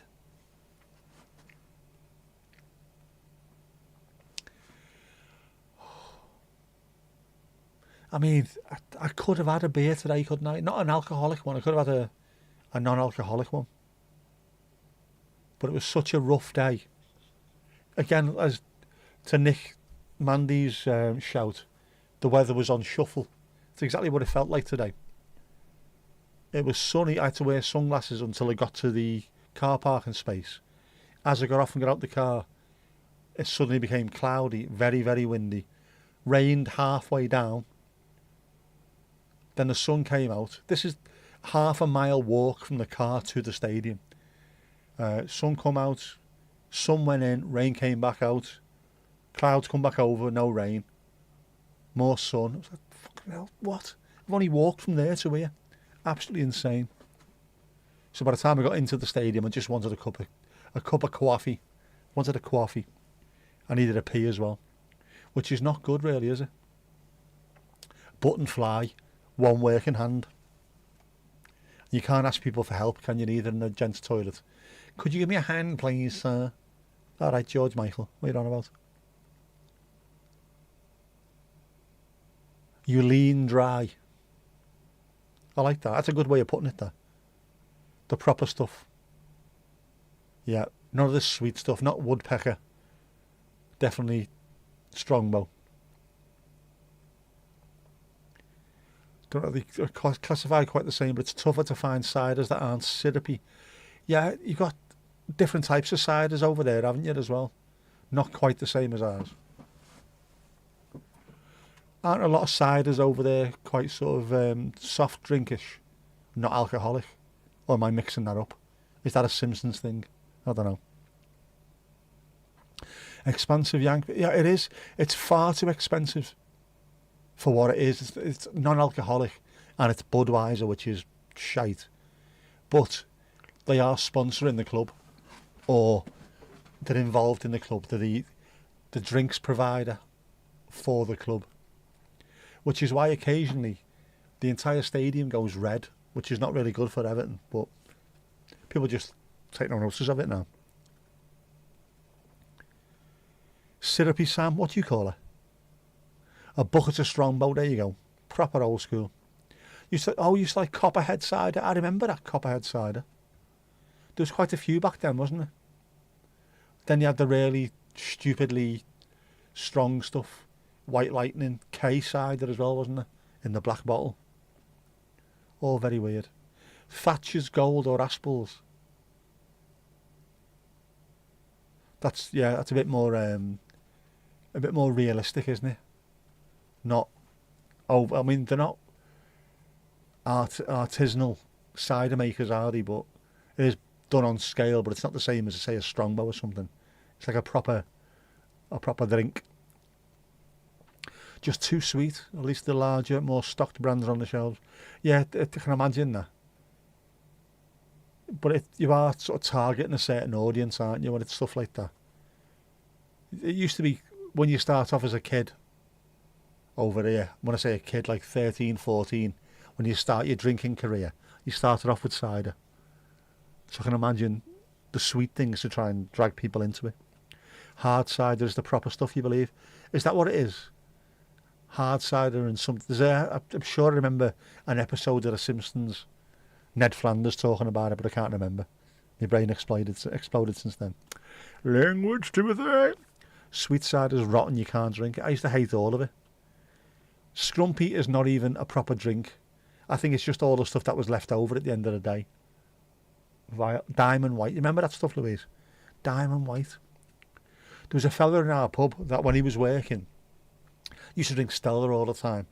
If he was working late and all the lads had been out drinking since 7 o'clock, he'd sprint in about 9 o'clock at night and ask for a bottle of Diamond White, 2 bottles of Whitbread Gold Label, which is barley wine, and a pint glass, and he'd pour them together down, and we'd have 4 or 5 of them to catch up with his mates. So why are you doing that? Feckin' ages. He was a mechanic. He was also the one that copped off in the pub one night and then said to the girl, "Oh, just hang on, I'm going to go back to the caravan and turn the sheets over." Oh, fucking hell. I think my mum almost vomited when she heard that. Has he just said what I think he said? Yes, he did. He genuinely said that. I'm going to go back to the caravan and turn the sheets over. Such a romantic. So romantic. The cider here called Devil's Bit. What? She'll wreck your belly fairly quick. What is in the Devil's Bit? We should ask Jeff, really, shouldn't we? You also sell cider in plastic jugs right next to apple juice. Right. That's naughty, that. That's very, very naughty. Only difference is the amount of particles and maybe spicing. Very naughty. Very naughty. Esther, your new cider from France, which is great stuff. Then tried Strongbow. Tastes like bloody lemonade. Again, it's to get people just used to throwing it down the neck. French cider is great. And Calvados is even better. I can't drink any of that stuff, man. Not my scene. If you want a genuine unpasteurised cider, you have to have it by the cup right at the cider mill. Like straight off the press kind of thing. Did that every year growing up in Michigan. Not a thing in Texas, not an apple state. Yeah, I know down south, southwest especially, isn't it? Sort of the West Country, there's a similar kind of thing. You can go to cider farms, cider breweries, what do you call them? Places where they grow the apples and then press them right there for you, and you can have it straight off. Rough pressed, stuff that's been there for a while and has been allowed to, the sediment to drop and everything. Wherever you want. The rough stuff, oh man, looks horrible. French cider is definitely good, better than the more commercial stuff like Bulmers, Magners and Strongbow. Yeah, that's a little bit, Bulmers and Magners is the same thing, isn't it? Yeah, not my scene. Apple schnapps is lovely. Yeah, man, no, don't like any of this. It might be apples. Not a huge fan of apples. Maybe that's what it is. Ali, you know nothing about beers and ciders. Keep it that way. You're better off, you know. Much better off. Magners and Strongbow, too many chemicals in them that give you hangovers. I am convinced that's what probably happens with most people. It's either the chemicals that are in them or dehydration. If you drink plenty of water, you're going to be all right. I never got hangovers. That was the biggest problem with me, I think. A hangover should be a warning, shouldn't it? You're drinking too much. No, I'm all right. I don't get hangovers, not falling over. I must be all right. No, you're not all right. Calvados is great to cook with as well. Never tried that. But stuff that's got loads of chemicals in, it can't be good for you. Doesn't matter how long the beer lasts or how long the cider lasts. That many preservatives and things in them. It's not good. Whereas, like you say, fresh off the press, all you're getting is what's in the thing in the first place. Much better. You couldn't drink Coors because it gives you a headache. Yeah, I always find there's certain beers that did that to me as well. Back in the day, in my early 20s, when I still got them. Got to about 24, 25 and my body just went, nah, no more hangovers. On your head be it. And they were 100% right, my body. Just went, yeah, that will at some point explode. And it did. Yeah, Ali, exactly. I don't believe you either. There's no way on earth you tripped up on your laces completely sober. What were you doing? Why? Were you drinking White Lightning in the park? Is that what it was? Crepe Suzette, pancakes flambéed with Grand Marnier. I can't see Crepe Suzette without hearing Kenneth Williams singing that song. Badinage mon Crepe Suzette. You were drunk on life. Isn't that a lovely thing? No alcohol, I was just drunk on life. What more can you ask for? I don't need no liquids. Just give me life. Similar story with wine. The crap you get in Ireland and the UK has additives in it. Proper stuff on the mainland is much better. Heineken in the Netherlands will barely get you hungover. You've got to be careful with the beer in the Netherlands though, because it's a lot stronger than we're used to. So you see people just drinking it as they normally would at home. What do you give me those little glasses for? Give us 27 of those little glasses. Off they go, fall into a canal. Yeah, but when you see like stuff like Beck's, it's got 4 ingredients. It's got to be better for you. I said to my mum one day, get us Beck's Blue, the alcohol-free Beck's. Should you be drinking that? So yeah, there's no alcohol in it. So look at the ingredients. What should I be drinking? I'll get you a Fanta or something. So have a look at the back of Fanta. Have a look at the back of fucking Beck's. 4 ingredients versus about 500 ingredients. E numbers. All kinds of preservative additives. That's better for you. Not sure about that. Fucking is. I know these things. So most women get headaches at night. Or is it only happens to you? No. Always happens. Funny that, isn't it? Do you think you never got a hangover because you're never quite sobered up? Good question, Mandy, good question. No, I was all right. Unfortunately, I could handle too much alcohol, which it's not good for you. I know that. Like I say, didn't get them. I never used to mix me drinks. Lots of other people used to, and then they'd be knackered for 3 days afterwards. How are you all right? I just drank beer all night. That's why. That's all it was. Or I just drank wine all night. And then, at a certain point, slowed down and just kept me level. Unfortunately, COVID onwards, I think, everything went out the window. And I was just drinking to the point where I can now fall asleep pissed and I can sleep. I'll wake up in the morning, I'll be sound. One morning I woke up and I wasn't sound. Yeah, but don't think for a second if you can drink loads, you don't get hangovers, that you're doing yourself all right. There's no issue. It's all right. I don't fall over. I don't get hangovers. I must be all right. No.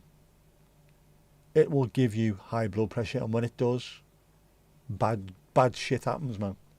Trust me, bad shit happens. Beer never give you a hangover. Not in the Netherlands, obviously not. Getting good stuff over there. Grolsch, obviously, never mind Amstel, bloody Grolsch. Delivered by the milkman of a morning. Could barely drink beer there. Mostly cider and spirit. I can't do spirits.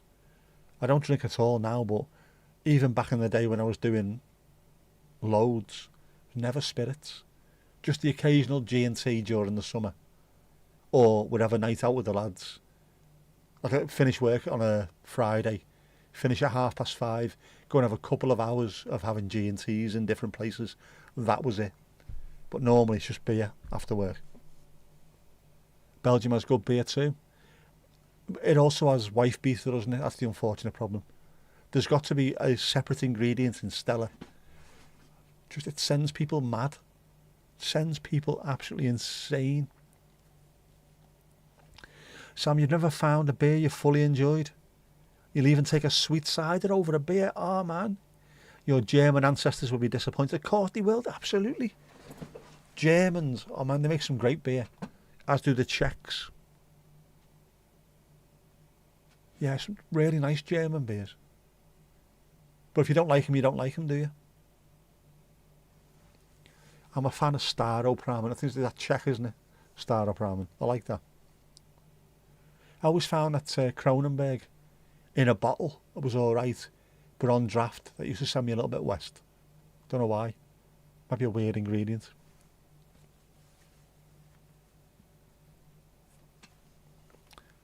Spirits are guaranteed for a hangover. Oh, it's not good. Unless you count, is that lambic or iambic? Never think of it as a beer. Oh, Oktoberfest now. Turelmo it is. Oktoberfest. Lots of Mädchens with fists full of steins. Call me a Philistine. No, fists full of steins. You love German beer. You shouldn't love anything German, Esther. Scheit me off. We hate the Germans. Die bomb that shippies in the world. Ali, you're halfway there. Whoa, Western Supermare. That close, girl, that close. Lavan Ona Per. Definitely, by the way, any song sounds better sung in a borderline racist Northern Ireland accent. Whoa, we're halfway there. Whoa, Lavan Ona Per. Take my hand, we'll make it, I swear. Lavan Ona Per. Jinxie's not here to be offended by that. I'll have to send her that. I once heard that dark spirits are worse for hangovers than clear ones. You're never a big spirit drinker. You see, I've heard that as well, but I've also heard the opposite. People say it's the light ones, I don't know, gin, vodka and stuff like that, they're more refined than the darker ones. But doesn't always work that way. Rum over in Cuba, the light rums are the 1 year old and they are rough as a bear's arse, whereas the longer it goes to mature and smooth, the easier it is on the body, I think, as well.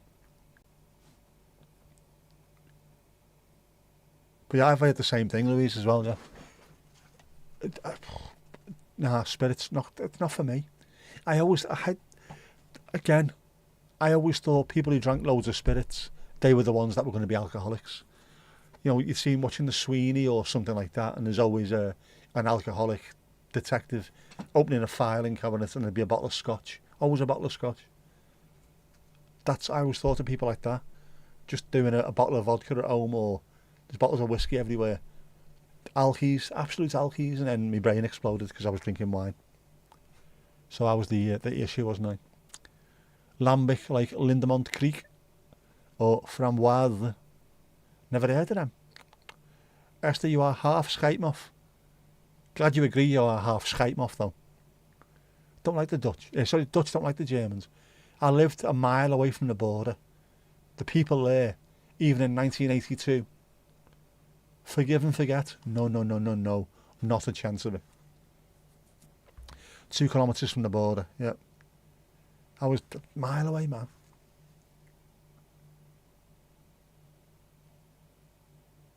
Yeah, it's easy for you, you Brits, to say forgive and forget because you're an island. You were never invaded. Yes, I think you're right, actually. Never heard Jack Boots coming down. Oh, I've listened to a brilliant thing the other day as well on Audible, which is free. A free audio book, A Bridge Too Far. Seen the film. I've read stories about it, but it was horrific listening to what happened in that Arnhem, Nijmegen, Apeldoorn, Doetinchem, all that kind of places. Absolutely horrific.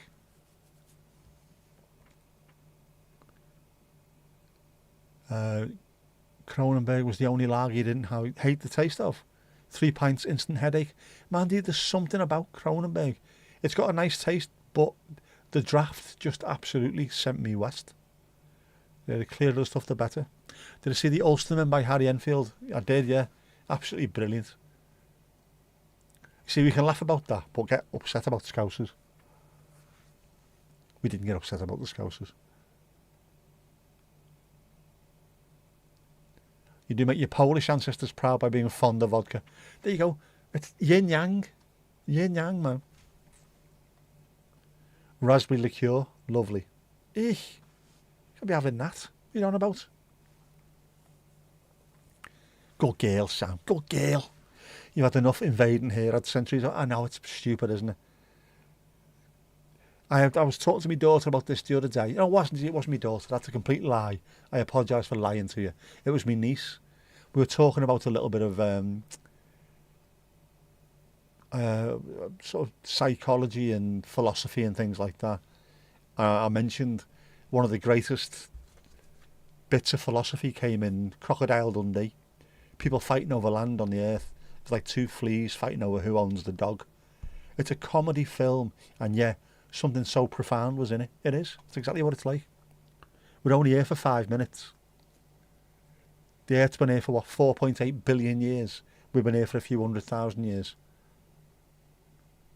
We're nothing. We're a footnote in history. Stop invading. Just chill. Everyone get on with evolving. Be much better. See any of Al Murray's war stories? I've seen quite a bit of Al Murray's stuff about the war. Everything he's done, he's very, very smart, isn't he, Al Murray? Very clever man. Knows his stuff inside out. And then also manages to do things with a little bit of a comic twist occasionally. Yeah, I love watching stuff like that. But I was a little bit... I knew A Bridge Too Far, Operation Market Garden, wasn't perfect by any stretch of the imagination. I didn't realise it was quite as bad as it was. It was, I don't want to say upsetting, but just thinking about the people that were there at the time listening to it, I was like, what? And yet, we never ever learn the lessons, do we? No lessons have ever been learned. Just be sound. Just be sound, man. Sam, have you ever visited Poland, have you? Have you been? You're watching Alan James looking at German planes at the RAF Museum. A Hendon before me this evening. Love stuff like that, man. We need to look after things like that. Genuinely make sure these, whatever we've got, any of the museums and the planes and what have you, are looked after and made sure that we keep hold of them, because lessons need to be learned. Youngman once was visiting a friend doing a year abroad there. It was lovely. My niece is going out with a Polish lad, so she goes over there quite a lot. She absolutely loves Poland. And it's not, like many people think, grey and 1970s. Everyone just thinks, yeah, bread queues, brutalist concrete architecture. It is not. It is absolutely stunning. I'd love to go over there at some point. Go and see The Great Escape. All that kind of stuff. Saving it for tomorrow. Lovely stuff. No spoilers, no spoilers. No spoilers, but apparently, Louise, we won. I fucking ruined it now. What area did you go to, Sam? Whereabouts? You love anything military related? I can imagine that, Steve-o.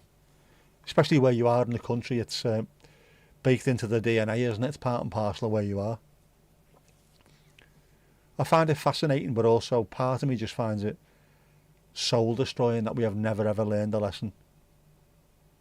Just young lads constantly being sent out to fight because 2 old rich men have got an argument, and at the end of the day there's bodies everywhere, and the 2 old rich men shake hands and go and have a meal together because they're making their cash out of it.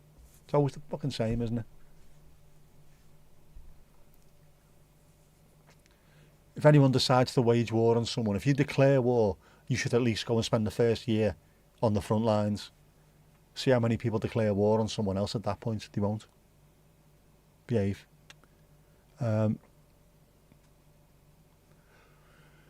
Your neighbour is living in Lublin. He's teaching English there. Is that Lublin or Dublin? And you've got a typo. Learning English with a Connemara accent. I married a local, lovely stuff. It does seem a really good place. I mean, my dad's been over there. They played Wisla Krakow, I think it was, in the European Cup Winners' Cup back in the 70s. The plane that he went over on, he said there was bullet holes in it and all kinds of stuff. It was some Soviet era plane. Just fucking looking around at each other thinking, you know, are we going to land? Is this thing going to be in one piece by the time we land? Mad. A pure bogger accent. Always comes down to someone wanting power or wealth. It's always the same, and it's Steve-o. And it's never them that suffer. No matter what happens, they always make the money. And yet, little Tommies, 18-year-old Tommies, or whatever, the German version of it is, little Klauses, whatever it is, they're the ones who always suffer. They're just numbers, aren't they? Again, MASH, there's a brilliant thing about that. One of the big generals, his son ends up, he loses his son in one of the episodes, and he just goes, we lose so many people, a flag comes out of the map. That's all there is, just a flag. They're just numbers. And that's all there is, just fucking numbers, innit? When you see the numbers, though, I mean, man, World War II, holy, these aren't just numbers. It's astronomical numbers. He was in Krakow. We did a day trip to Wieliczka Salt mine. And then Auschwitz, is that? To visit Auschwitz-Birkenau. I really struggle with the Polish, genuinely. Despite the fact that there's a Pole. Man, you can't even tell he's Polish, this lad. Just sounds like a Southport lad. Lublin, not Dublin, no. Do you watch the History Explorer? Matches up old photos of the modern places. Oh, that sounds good. I like that. Any baking updates? Ooh, any baking updates? Oh, you went to Birkenau. How was that? My nan went to Auschwitz back in the 80s, I think it was. She was nuts, my nan. Went all over the world, just decided, I'll go here, I'll go there. St. Petersburg, New Zealand, Australia, Canada. Yeah, I went to Auschwitz. Just came back and said there was no bird song. Nothing seemed to grow there, no flowers. No bird song, it was eerie. Everywhere else in the world you go, you hear birds. Nothing there. Ugh, horrible. Finally, the Zakopane Mountains before moving on to the Czech Republic. I've got a list of places I want to go to. I don't even need to go and see anything, I just want to land. You know, Vladivostok, Gstaad, places like that. Bucharest. Loads of places.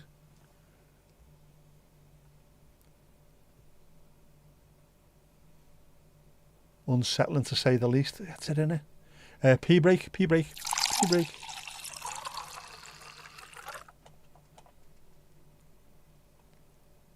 Oh, definitely a pee break. Got the worst chill just crossing under the gate that says Arbeit macht frei. Wouldn't believe I can speak a bit of German, do you? Yeah, I can imagine that. That's just, it's one of those things, isn't it? It's such a visual. Everyone who's had any experience of doing World War II studies or watching films, you recognise it straight away. It's just, that must be proper hairs on the back of the neck. Horrible, man. But fascinating. I know, I hate all that stuff. There's been a big thing about it, hasn't it, with people turning up there and doing selfies and doing TikTok dances. Thinking, do you not understand what this means? This is not just be quiet when you go through the gates. This is show this place some fucking respect. You know, TikTok dance. Selfie. Crazy. USAF Museum at RAF Duxford as a sobering monument for all the missing aircraft. Didn't make it back to Britain during the war. Do you know, I'd love to see some kind of representation of how many aircraft were lost, how many men were lost. Just to put it into some kind of perspective for people, so that when they're easily throwing around declarations of war, just come here, just look at this. This is how much was lost in this one war. And then go back. This is how much was lost in this war. Look at all these people. This could be your kids. Don't be throwing around declarations of war. Should be a last resort. No baking updates. Ellen, sort yourself out, girl. Make us some food, girl. Go ahead. Be our ass. If any place is haunted, that place will be haunted like hell. You can imagine it, can't you? Evil has happened there. And the kind of suffering that should never be perpetrated on another human being. It's horrific. At the uni you worked in, there was a history professor that did a summer course visiting a few of the camps. Students that went were definitely impacted from that course. I can imagine that. It's one thing reading about things in a book or watching TV documentaries, watching films about stuff, to actually go, stand in their shoes kind of thing. That must be so sobering. I'm watching the ep of Oprah, who was there, pile of shoes, the piles of shoes and the glasses and the dentures and what have you. Just, oh man. The poppies installation was impactful. Do you know what that was? That was the one that was at St George's Hall, wasn't it? And then went to London as well. It was beautiful. Very moving as well, very impactful. But again, no lessons have ever been learned from it. Made yourself to walk into every open room, even the crematorium and showers. Man, I think you'd have to, wouldn't you? Don't bypass it. You've got to go and see it, and then, oh man, that must have some impact as well. At Duxford, they call it the glass wall with an aircraft stretched on the glass for each one shot down. What? I'll have to go and see that, man. I'd love to go and see that. But again, seeing that, I can imagine that being absolutely mind-blowing. Because there wasn't like 20 or 30 of them shot down, was there? Hundreds, if not thousands.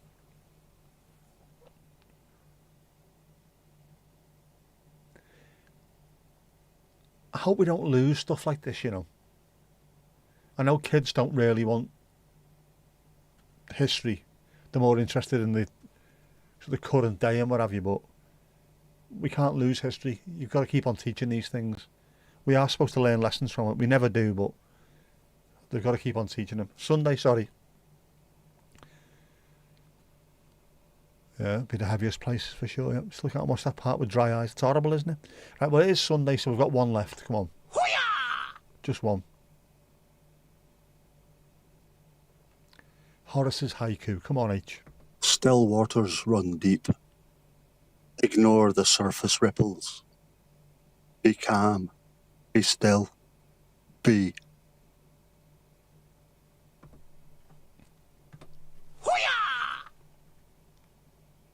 Very deep, H. Very deep, lad. Very deep. Yeah, the Spielberg film. It's mad, isn't it? Man's inhumanity to man. It's unmatched. It is crucial, especially the most raw showing of our worst behaviours in time. You'd think we would learn, as I say, would learn our lessons from these things. How can anyone be so evil to someone else? And then, just when you think you've got over it, a few years later, some other evil bastard comes along and starts doing the same thing. Just, I don't get it. I really don't understand it. Wars should be the very, very last resort all the time, but it's the first thing you do, isn't it? As soon as a president or a prime minister or someone is struggling in the polls, let's go and have a war somewhere. That'll make me more popular. Brilliant, well done. Friend went to the World War II Museum in New Orleans the other day. The biggest of its kind in the States, massive place, looks interesting. I can imagine. I mean, everything's bigger in the States anyway, innit? But I can imagine it's well curated over there. Horace with Lippy. I know, I can't do it any other way, unfortunately. It's important to know how easily we do slip into racist, xenophobic and other dehumanising behaviours. We do, unfortunately. It's too easy. It becomes part of the groupthink, doesn't it? And then I'll be with these people, will behave the same, and I'll be safe in the numbers. Sometimes you've got to stand up. Sent the link. Good video using graphs. Eye-opening, eye-watering. Thank you, Louise. I will watch that. Where are we?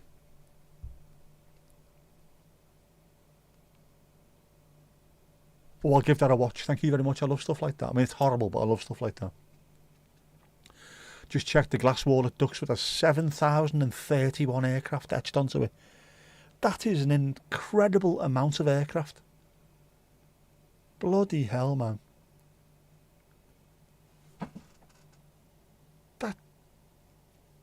That's hard to even picture. 7,031 aircraft. I mean, imagine being in a football crowd with 7,000. In fact, if you think about it, how many people? There's 50,000 people, 51,000 people there today at Everton. That's a fraction of the people that were lost during the war. And when you look at it, this amount of people in one place is crazy. Yeah, now, multiply this exponentially, and you're not even getting close to how many people we lost. 7,000 plus. And yet, every single time an aircraft was lost, the next people were straight outside and getting into their plane. None of this, well, I'm not getting in there. Not getting in, no, straight in. A good chance that I'm never coming back, I don't care. I'm going out there, I'm going to fight for the country. They are just, they were different people. Completely different people. 7,031 American aircraft lost. Yeah, so it was not even just all the planes, just the Americans. Not all single-seater, definitely not. And with multiple people in the back of them as well. That's ridiculous, isn't it? We had the Poles, the Canadians, as well as the Brits. I mean, they're bloody everywhere, weren't they? Got the thing, there's all the death stats for World War II. That's the one, isn't it? The fall in the World War II.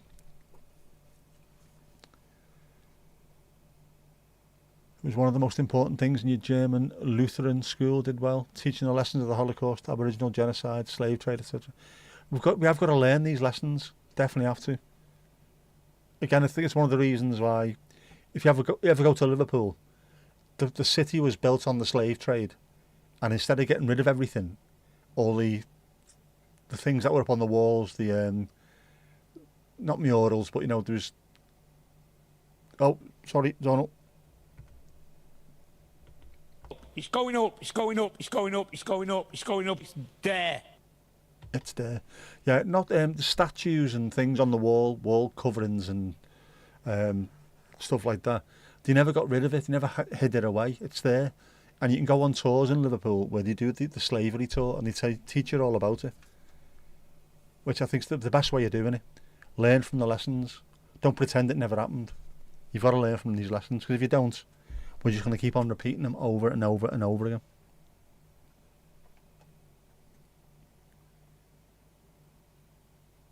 Oh, to be 21 again. I can't even remember that far back. Thought Europe did badly. Russia is on a completely different scale. Russia is just... When you think about the sacrifices people made, a couple of 100,000 here, a couple of 100,000 there, sounds awful. Then you look at how many millions the Russians lost. It is fucking insane, man. Oh, Ali, oh. It's going up, it's going up, it's going up, it's going up, it's going up, it's there. It is there. Mandy, is Colwyn Bay near you? Not that far at all, man. Nowhere in North Wales is far from anywhere else, really. It's not a massive place. Just up coast. Got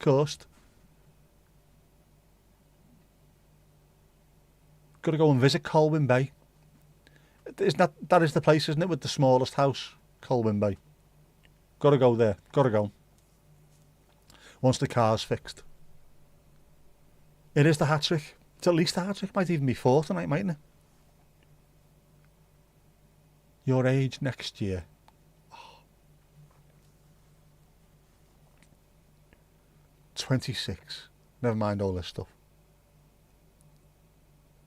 Who and indeed who. Oh, Conwy, not Colwyn Bay, yeah. I mean, they're all They're all close to each other. It's Conwy, isn't it? Not Colwyn Bay. Conwy. Definitely got to go to Conwy. And you began with Co, and has got Nwit in a minute. Yeah. Ah well. The car's getting done a week on Monday, hopefully. So Jean-Gier's crossed. Try and do Conwy before we get another bloody storm. Be quite nice. Yeah, Russia was crazy. More civilian deaths than military. That is absolutely insane. Yeah, shouldn't be heard. It's part of the story of our country, no matter how bad it sounds today. It does sound bad because it was bad. And that's the reason why we should teach these things.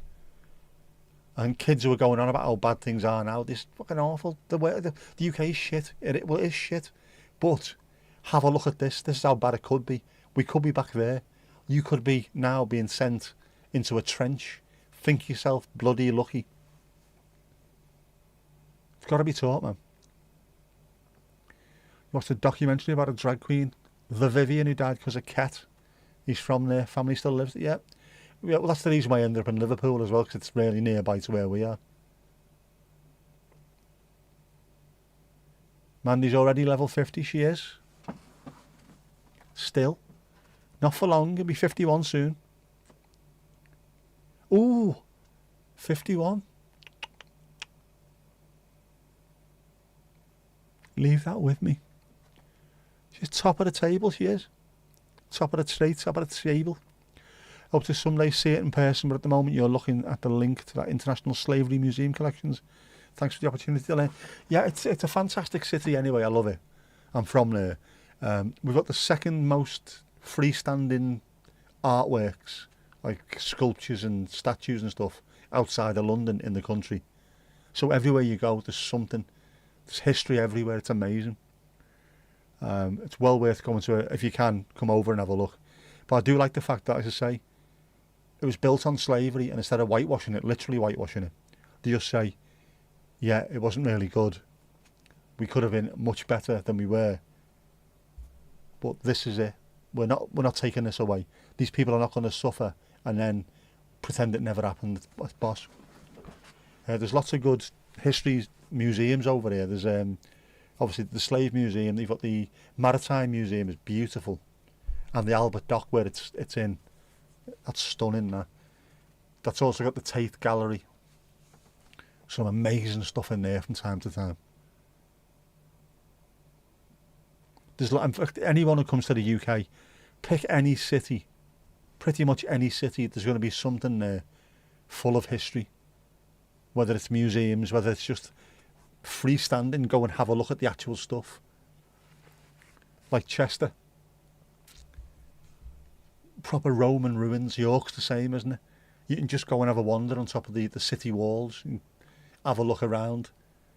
Mad. Hadrian's Wall. Just all that stuff. It's mad. But boss. The hill with all the museums is worth a visit in Liverpool. We talking near St George's Hall with the... what's the name of the museums there now? I can't even remember. There's 2 museums. There's used to be an art gallery there, and you've got the Central Library as well, which is absolutely stunning, beautiful. Yeah, some gorgeous places there. Used to be cobbled streets as well. There's still cobbled streets in Liverpool, which is why you could, like, Sherlock Holmes gets filmed there all the time. Looks amazing. William Brown Street, yeah, Central Library, Walker Gallery, that's it. I haven't been for ages, by the way. The Liverpool suffer like Manchester and your area during the American Civil War due to the lack of cotton. I don't think we did that bad, did we? Because we were never really just relying on the cotton trade. I know at some point, it might have been around that time, 1/7 of the world's trade passed through Liverpool. 1/7 of the entire world's trade passed through Liverpool. Fucking insane. How can that be? Apart from the fact that it was perfectly situated at the time.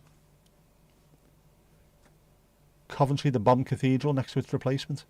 Yeah, stuff like that. I mean, Coventry, wasn't that one of the most bombed places on the planet at one point? Genuinely, it was almost wiped off the map, wasn't it? Absolutely incredible. Was that because they made all the cars and stuff there, and the vans and the trucks and what have you for the military? Is that the reason why that got wiped out? Horrific, isn't it? Liverpool got changed forever because of the bombing. If you have a look at the north of the city, there's terraced houses everywhere because it was right by the docks that were being used. The south end, there's still docks there, but they weren't really being used, so it wasn't bombed as much. So there's loads more parks. The houses are older. There's more Edwardian and Georgian houses there. And then you just go north, Kirkdale, Walton, Anfield, wiped off the face of the earth, rebuilt with cheap terraced houses. It's mad. Just looks like two different cities and you're in the same place, all because of that. How's Jess? She's alright. As well as Jess can be, considering she's a miserable bastard. She isn't really a miserable bastard. She is, though. You think tourists miss so much of Liverpool because they stick to the Albert Dock area? They do. It is gorgeous round there. But it's not a massive city. The city centre itself is not huge. You can walk and pretty much do all of it in a day or two. And there's so much to be seen. The two cathedrals at the end of Hope Street, which is a brilliant thing as well, isn't it? There's the Anglican Cathedral and the Metropolitan Cathedral, Protestant and Catholic, and they are linked by Hope Street, which is superb.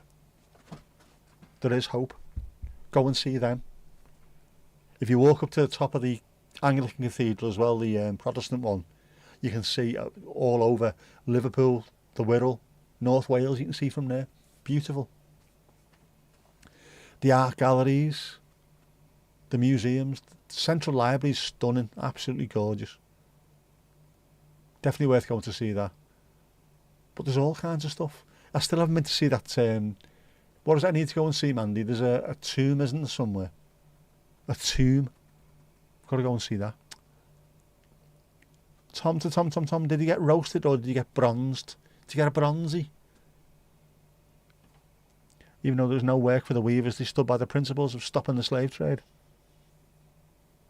Yeah, I think Liverpool, we managed to do all right because there was other kinds of stuff coming through in both directions, and also the links to the slave trade and everything. We had all the sugar coming back and forward and what have you.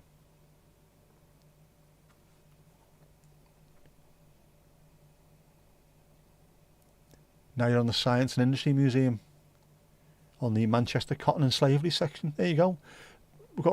There's so much history in the UK, it's ridiculous. And because there's so many people on here from different places, they'll be able to tell you all about their own area, what happened there. Go and check this out, it's amazing. I always learn something on here, it's boss. The Pyramid Tomb, that was the one, yeah. I still need to see the Titanic staircase in the town hall. I have seen that, but I didn't realise it was a Titanic staircase at the time, so I need to go back at least. I used to walk past the town hall every single day, twice a day. Now I work from home, so I don't need to, but I do have to go in. When do I need to go in? I've actually got to go into work at some point. A week on Tuesday I need to go in and... Yes, a week on Tuesday. Car is 2 weeks on Monday. Go into Liverpool a week on Tuesday. I might, depending on how I feel, see if I can go for a little bit of a wander on that Tuesday. Get some filmage of how nice Liverpool looks. Not just because every time you see me now in Liverpool, it's just pretty much the Hill Dickinson Stadium. Even though you're seeing, I did take some more film today. More dock walls, more buildings. But if we go to the Pier Head, film the Three Graces, the museum, bit of Wolfie. Free tooting. There's so much to see in Liverpool. The Western Approaches is there as well, just round the corner from the town hall.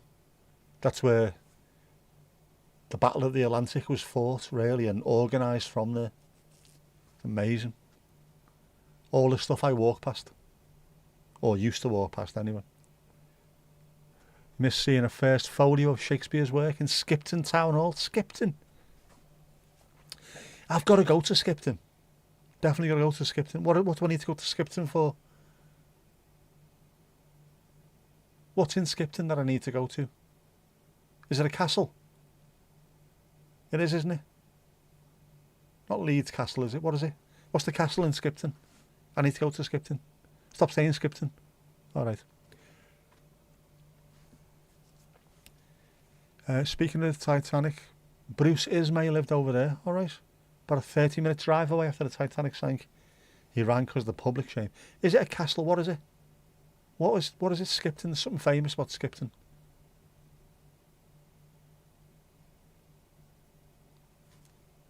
Tell me. I'm going to put Skipton into Google and see what it comes up with. There's definitely something. I've been told to go and see Skipton. Skipton Castle, you fucking go, I told you.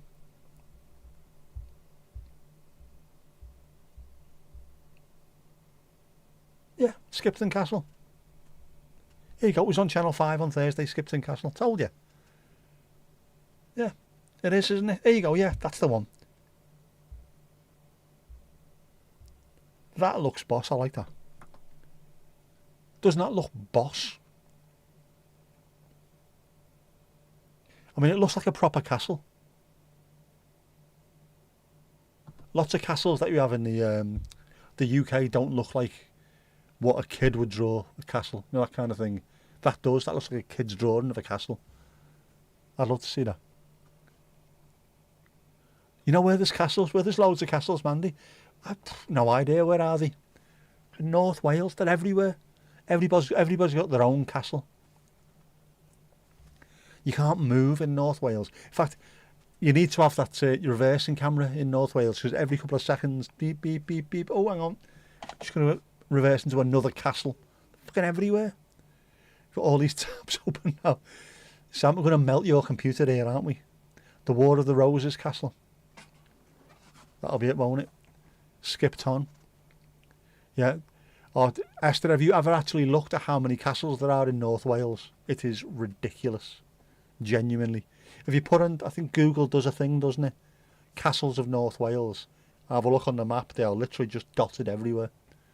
Some are ruins where you can have a wander around and you can see where the layout used to be. Some are crumbling wrecks. Some just look like they were built last week. Absolutely amazing. The Jungle Castle looks like a fairy tale castle, and it's a folly. Can't beat a good folly. Seeing Ludlow Castle in Shropshire and the one in Beaumaris. Yeah, I mean, Carnarvon Castle looks absolutely amazing as well. I'd love to go there. That's not that far away, but I need the car fixing first. I don't want to get out there and about. Even I can do it during the winter, I'm not arsed. But the car needs to be right first. You know what I'm saying? Sybil War, definitely rebuilt by a woman in 1649. Oh well, the men she paid to rebuild it, of course.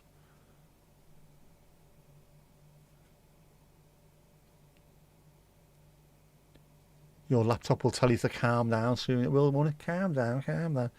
More castles per square foot than anywhere else on the planet. Or than Japan, maybe, I don't know. What's a folly? It's a reproduction. You'll definitely tune in for historical content.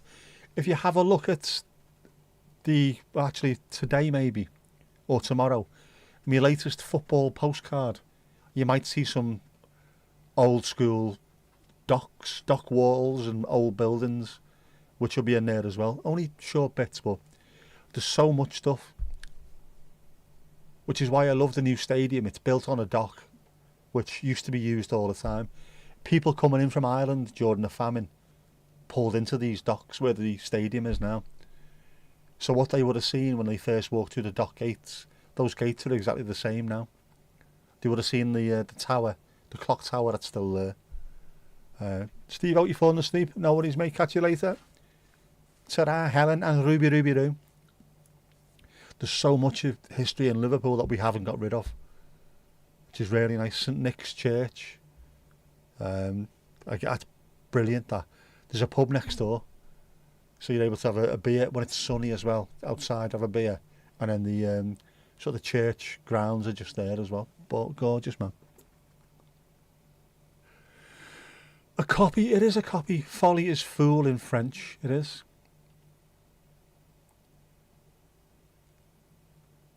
Simplify thing. Yeah, but they're called follies. And we know, for us over here, we know the difference between an old school castle of folly and a Disney castle. Know what I mean? Yeah, folly's a structure that's built to look like something, but it's only for decoration, never used for the purpose. There you are. The actual castles that you'll see around the country were used and was used in battles and things. Usually built to look like ruins. There's a folly near us, only it's not a castle folly. Duke's Folly. There's now a hotel built on there. There's a big story behind it. The pub that we used to live in, the George, there's a river that runs underneath called the River Nile. Not the same river, a different one. Because when you see, when I'm out at the front and you can see at Southport, there's no water anywhere. There is, because water comes underneath the beach. One of the roads that I go down, Neville Street, has got a street underneath it, which used to have, my mate, when he was alive, used to be taken there as a kid. There was sweet shops and all kinds underneath, cobbled streets. Now it's still under, but water goes down there, seawater goes underneath. As the tide's coming in, it goes underneath first. You can hear it trickling under the pub. It's amazing. And they're going to knock it down and build a co-op. Heathen bastards. Never heard that term before, a folly. Oh, man. You learn something every single stream that we have, Ali. Someone will learn something. It's brilliant. I learn loads. Just because there's so many fantastic people in these streams. Lots of different experiences. Different places. So, yeah. Conwy. Not Colwyn Bay. Conwy. Skipton Castle. What else? Somewhere else I need to go. Oh, it's part of Liverpool as well. What I should do, next time I have to take someone to the airport or pick them up, I should go to Speke Hall, which is beautiful, man. It's right by the airport as well, so I could just go there, blue badge it, have a wander around, film everything, back in the car, zoom round, go and pick up whoever I'm picking up. Make that happen. Make that so. What else is there? There's also Rufford Old Hall, I think, is just 20 minutes down the road. There's so much stuff I should go and have a look at, really, shouldn't I? Make it a bit more interesting for people rather than just me ranting in a car. I could still rant in a car, but with a nice backdrop. A lovely folly or a castle with me. These wankers, fucking knobheads over here. I bet it would work perfectly, wouldn't it? A folly like a Disney castle. Eddie Izzard does a big sketch about that as well. When he goes on about all the Americans that have been to Disney. Right, if you're going to build a castle, make sure, in Euro Disney, if you're going to build a castle, make sure you build a proper one, because they have them over here, life size. If you want to go to, what's the name of the one in Germany? It's one of the, I can't remember now. One of the big castles that's built on like a cliff edge, and it looks like the archetypal Disney princess castle. Go and have a look at that. It's not made out of fiberglass and it's fucking huge, but it looks like what the Disney castles look like. They are amazing. Between Time Team and Gardener's World, you feel follies are just laying about. They are. Everyone's got a folly. Your tattoo looks like really bad varicose veins. It does.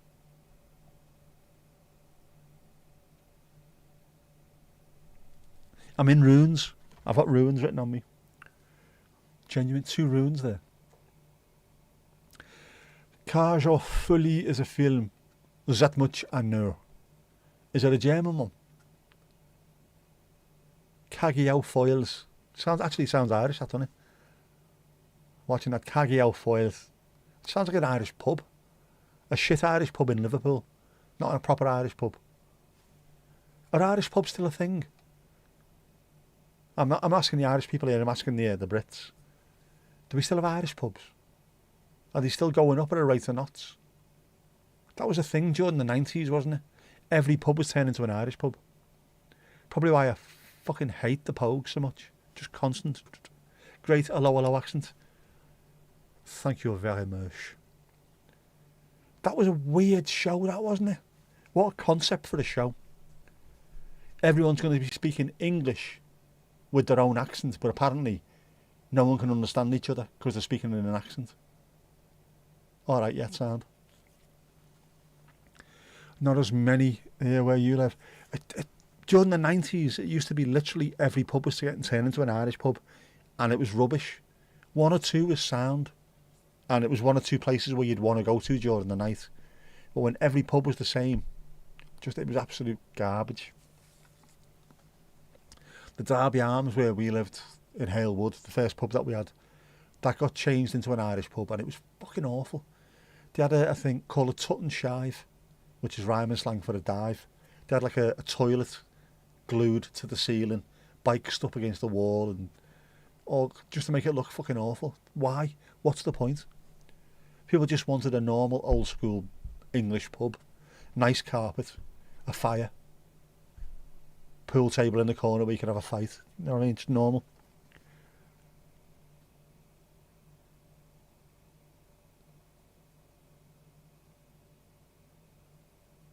The use of the word is different. Slang or slur, depending. All right, I did not know that. Used to be over 30 pubs in the town where you live. Now there's 12.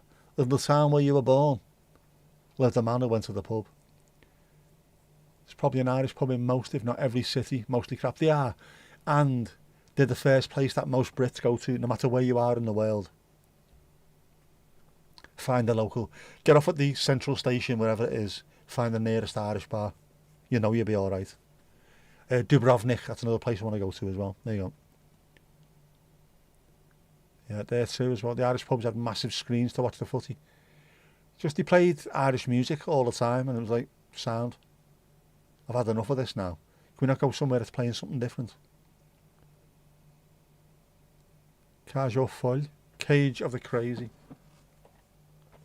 Right, a very specific kind of crazy designation. A put down, reclaimed. Just as you reclaimed queer. Right. I did not know that. I did not know that. Again, I've learned something today. I like that. Used to be wine bars.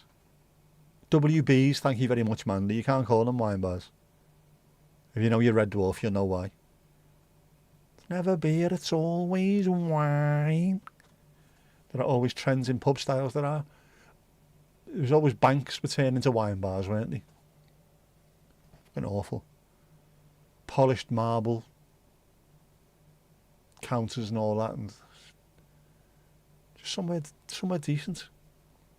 Wine bar sounds very 80s. It does. WBs. But an excellent film, the American one. You've also seen the French version.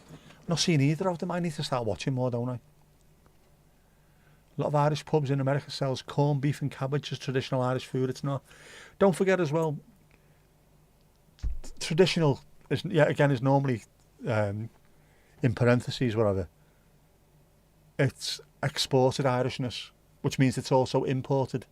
You couldn't have traditional Irish exported everywhere. Americans don't want traditional Irish imported to them. They want their version of Irish. The Brits are exactly the bloody same. We'll take the bits that we want, or the bits that work for us. The rest of it, no, you can keep that. You know what I mean? It's mad, isn't it? This is what my mammy used to make. No, she didn't. Stop fucking lying. Your grandparents were born in Boston. She used to make you, I don't say, fucking meatloaf or something. Stop lying about this bollocks. The Broadway musical. Yeah, I've heard of that. I've not actually seen any of that at all. Proper old Bank of England is a pub now. It's just never ending, is it? Every bank, the NatWest in Southport, gorgeous building. That's now a wine bar. Or a pub in the style of a wine bar, you know what I mean? With blue lights in there and all very, looks like the inside of a Maybach car. Just mad, isn't it? Managed brand pubs versus free. Yeah, it's horrible when you do that. The anti-queer folks learn to be more tolerant. That's always good role modelling from entertainment. Do you know what? That might have been such a good thing that entertainment has done for us.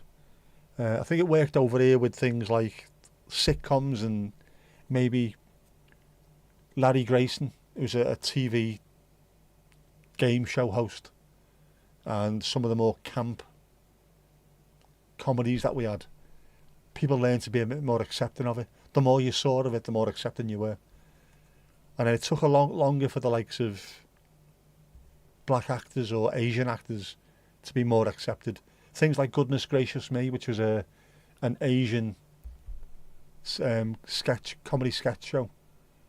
People watched it because it was genuinely funny. It wasn't just an Asian show. It was a comedy show that happened to be done by Asians. So even your white audience could enjoy it. That used to work perfectly because no one batted an eyelid then to seeing Asian faces or black faces on TV, whereas beforehand they used to. Bacon and cabbage instead of corned beef and cabbage. Yeah. Cabbage is always key. Cabbage is huge in Irish cooking, isn't it? Cooking. Say what? Exactly, say what? Gotta love the camping it up. Absolutely. And the more you camp it up and play up to the stereotypes, the more you pull away the power from someone trying to be horrible about it. Well, you can't be more insulting to us than we are to our own sort of people, I suppose, isn't it? We're taking the power away from you doing it. Brilliant. Larry Grayson used to visit your next door neighbour in the Midlands. But it is that stuff like that. I mean, if you didn't see something on TV, you had no experience of it. Unless you happened to live in a street where there was an exceptionally camp gay man or something, at which point you'd recognise that. For everyone else, what's your only experience of it?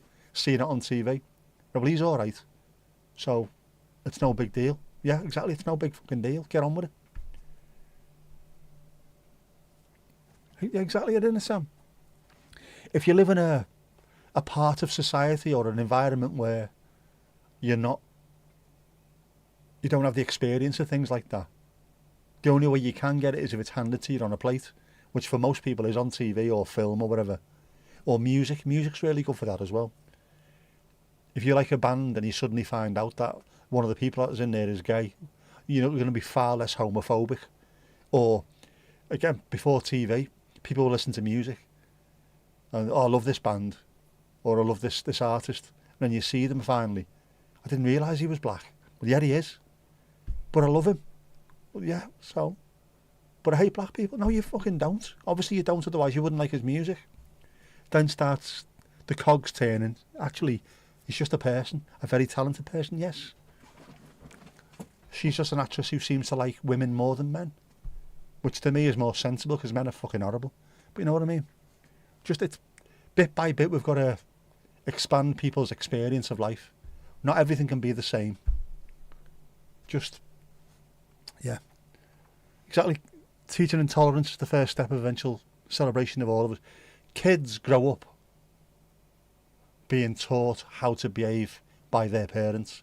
No child is born racist or homophobic or misogynist, sexist, anything. They have to be taught how to do that. And if you can teach them how to do that, you can also teach them how not to do that and how to be sound. If everyone just was sound with each other, be accepting of what people are like, life would be so much easier. The world would be such a nicer place. Just be sound. The merch is available. Right. Just be sound. Brassic is cabbage in Welsh. Like Brassica, it is, isn't it? Brassica. Rob Halford, there you go, yeah. Still listed Judas Priest. He is what he is, no hassle. And you would think heavy metal was, or we always thought heavy metal was some really homophobic, ultra blokey kind of music, and then so many of the heavy metal community, because of people like Rob Halford, just went, do you know what, it's just music. He's just another bloke. He happens to like other men rather than women. And it became, for some reason then, this heavy metal, oh, the ultra blokey thing. Oh, everyone's all right. Everyone's welcomed into heavy metal. If you're into heavy metal, you're into heavy metal. Doesn't matter if you're male, female, gay, straight, black, white, anything. It's a very, very, I don't know, very welcoming kind of area, I think. Never used to be. But I think they grew up, didn't he? Isn't that great? And I suppose being accepting from birth is great, but it also seems to be if someone was brought up to be fucking horrible and then learns a lesson, that's even better. Because you took one of those bastards away and made him one of us. Isn't that much better? Lessons have been learned. Always learn lessons. Yeah, preach. In fact, we're having another Wolfie there. Solidarity. Ozzy was sound. Ozzy was absolutely fantastic. Loads of them were. Music is, by its nature, is really camp, isn't it? Let's face it, fucking hell. Absolutely, whether it's disco and fellas on rollerblades and glittery eyeliner, whatever, to heavy metal. Rob Alford turning up with the full leather on and everything. I mean, the full leather gives it away slightly, doesn't it? You know what I mean? But it's no big fucking deal. Music's camp. Embrace it. If you don't like... you can't be homophobic and like music, because guarantee you, someone involved in every bit of music has been gay. Just without shadow of a doubt. That's just the business. It's the way things are. Be fucking sad. Just enjoy it, man. Enjoy it. It is different nowadays, it has to be said. I remember I grew up in the 70s and 80s.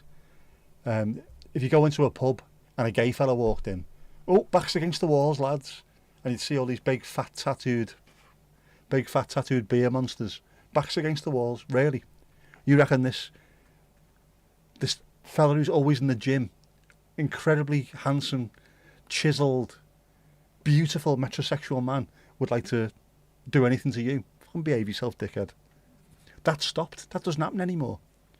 Because people grew out of it. Or that generation of people is just, they're now in care homes, drooling to themselves. Just fucking, people are people, the sound. Just behave. Just be sound. What more? You can't see how poodle rockers can be homophobic. Absolutely. And if you see people like, I'm trying to think, was it Dee Snider? How can you possibly be homophobic when you're rocking that kind of look? Because you just make you look fucking stupid. Oh, Sam, you've leveled up again. It's going up, it's going up, it's going up, it's going up, it's going up, it's there. It is there. You can't be homophobic with people like that. Poodle rockers, they're playing up to a certain kind of look. It's camp, high camp. Just be fucking sound, man. Whatever your prejudices are, something that you like, arts, music, film, TV, food, anything, there'll be something involved in that which will go against your prejudice. Always remember that. Unfortunately, 9 times out of 10, it takes someone in your own family. You have the most homophobic people who suddenly, if someone in their family comes out, it changes overnight. Because blood is far more, it's thicker than water, but it's also, I think your prejudices just can't fight against blood, can it?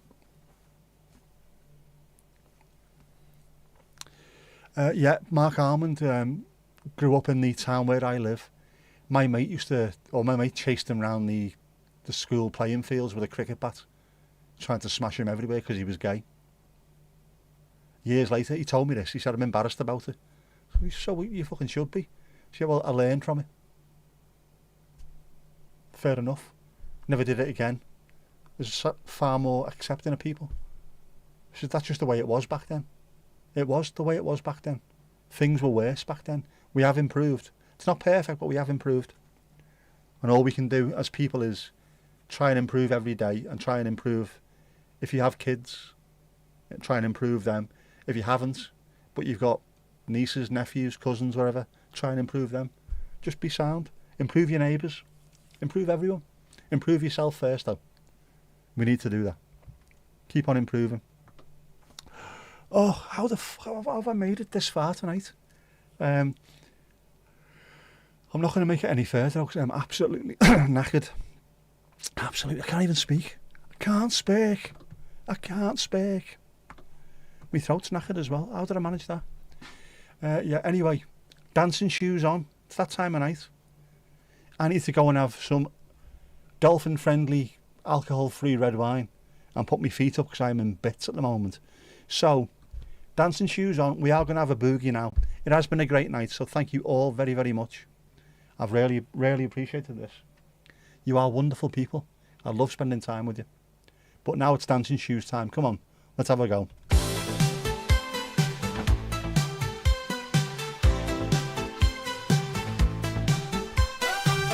Another great night here at the Paris Pause. Folks, go give yourself a round of applause. We've had a good chat, told the odd joke. Now get in a hot tub for a post-stream soak.